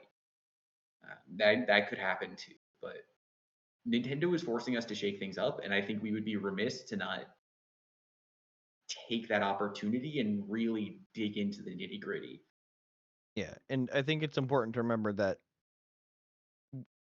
all of the rules and all of the conventions are arbitrarily made up by us. Like, because even like The our, rules are the made up and Japanese the points scene, don't like matter. yeah, like our sister scene, the Japanese scene, they play things completely different. Like, we just bandwagon on things and decide that this is how we like it, and a lot of people haven't tried other alternatives. And we don't have to have like a set, like, we don't have to decide like every single tournament in North America is going to be Splat zones only because that's the way we do it. No, like, an org or a couple of the big orgs can decide, okay, all of our top level events will be Splat zones only because top level players like it, but new things can still consistently be done. And after Nintendo's, played around with us a bit and give us an NA league or two, we can still keep continuing to evolve. We need to be fluid and evolve as the scene gains new players, as we grow, as, like, what if new things drop? What if they drop a fifth ranked mode? What if they drop the fourth game, other stuff happens? What if they drop new weapons that completely change how we shift it? Like, the thing with like splatter color screen, like that's like a whole thing where, like, this is a new issue we've run into where we have to ban a special for accessibility reasons, and we're always going to keep running into new challenges, and we need to just keep constantly evolving as we go through it. Mm-hmm. Absolutely. It sounds looking forward to it. Yeah. Yes. So any other thoughts on the NA League? Because I'm tired. I hope that gaming chair that you do in looks cool. I really want that gaming chair. It's my I gaming no, Just wait. Basil will sell it to you after the tournament. yeah. Absolutely. Yeah, I'm sure. I have zero on them. Honestly, no. Gaming chairs are not it. Office chairs are where it's at. Like, I quite literally, I have two of this office chair. I like it so much that when I moved out one time and I couldn't bring it with me, so I bought a second one, and then now I just have two of them. It's like it's worth the investment for a good office chair. Yeah. Any closing thoughts in the NA League before we kind of fizzle out? Yeah. My closing thought is don't knock it before you try it. And please give it a good honest try. Don't just spout your opinion that someone else told you to say. I think that's probably the worst thing we can do right now. Just try it, simmer on it, make your own opinion. Yeah, listen, if nothing else, it is a ladder tournament, which again I think is a really efficient use of any gamer's like 3 hours, right? You can play as much or as little as you want within that time, and I think that's fantastic. Yeah, 100% second that. Yeah. Nothing makes me more mad than playing like SOS and waiting because the other team decided to go like take a nap. when we have our set ready. But yeah, and again, my closing thought with NA League is whatever you do, if you're playing in it, if you're not, interact with it. Post about it on social media, post VODs, stream it, watch other people's content, like do what you can to share the word about it and just like have it exist in the online sphere. So there's a higher chance of people running into it and like interacting with it, because we're just like, the more we share it, the more it grows, the more Nintendo went like, wow, this was a good idea to do. Let's keep doing this. Because again, if they see it as a business endeavor, they're going to do it. And if we can utilize Nintendo's business side, like Ray's is saying, how they're predictable, we can use the predictability of being a business that wants to make money and grow to grow our scene and make it improve. So please interact with the Splatoon NA League in any way that you can, because it's going to benefit us a lot. So yeah, that's all for this episode of Beep. We went for a while. We started half an hour late, and then we went for another 2.5 hours. It's 11 p.m. here. I was this down. I was gonna go to bed an hour ago. But before we get out of here, Hype, please plug yourself and let the audience know where they can find you. Great. Let's see. You can find me. I'm Hypercube SPL on Blue Sky. Maybe one of these days the Oaks will stream, but as of right now, I haven't got a stream to plug or anything. Raze, where are you? You can find me on Blue Sky at. It's either. Hold on. Now I gotta look it up. I had it and I lost it. It's one of those days. You can find me on Blue Sky at Raze TBH, or on Twitch. If I do stream, it would be Raze_Splat. One of those two places, you'll generally be able to find me. Yeah. And what I was also going to say, more importantly, is you can find Raze on Metafy, I believe, in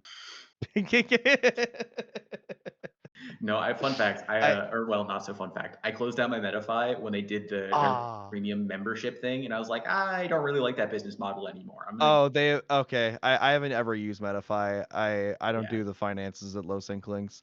And yeah. And of course, I am Hammy, hitw.inc. Either just go to that link, it'll bring you right to my Blue Sky, or search that on Blue Sky. I'll make a website eventually. Hammy in the wall everywhere else. Occasionally on Beep. They don't pay me enough to be here that often. So thanks everybody for watching. I think we got some raids out during the stream as well. And just, again, Henlo was here. Shout out to Henlo for doing such a great job at Riptide. Also shout out to Raze for TOing Riptide, and Hype for MCing it. A lot of awesome people on here tonight. We're going to get out of here because I'm very tired. Thank you all for watching, and we will catch you all later for the next episode of Splat Chat, where we'll have a brand new colorful cast of characters. We'll catch you all later.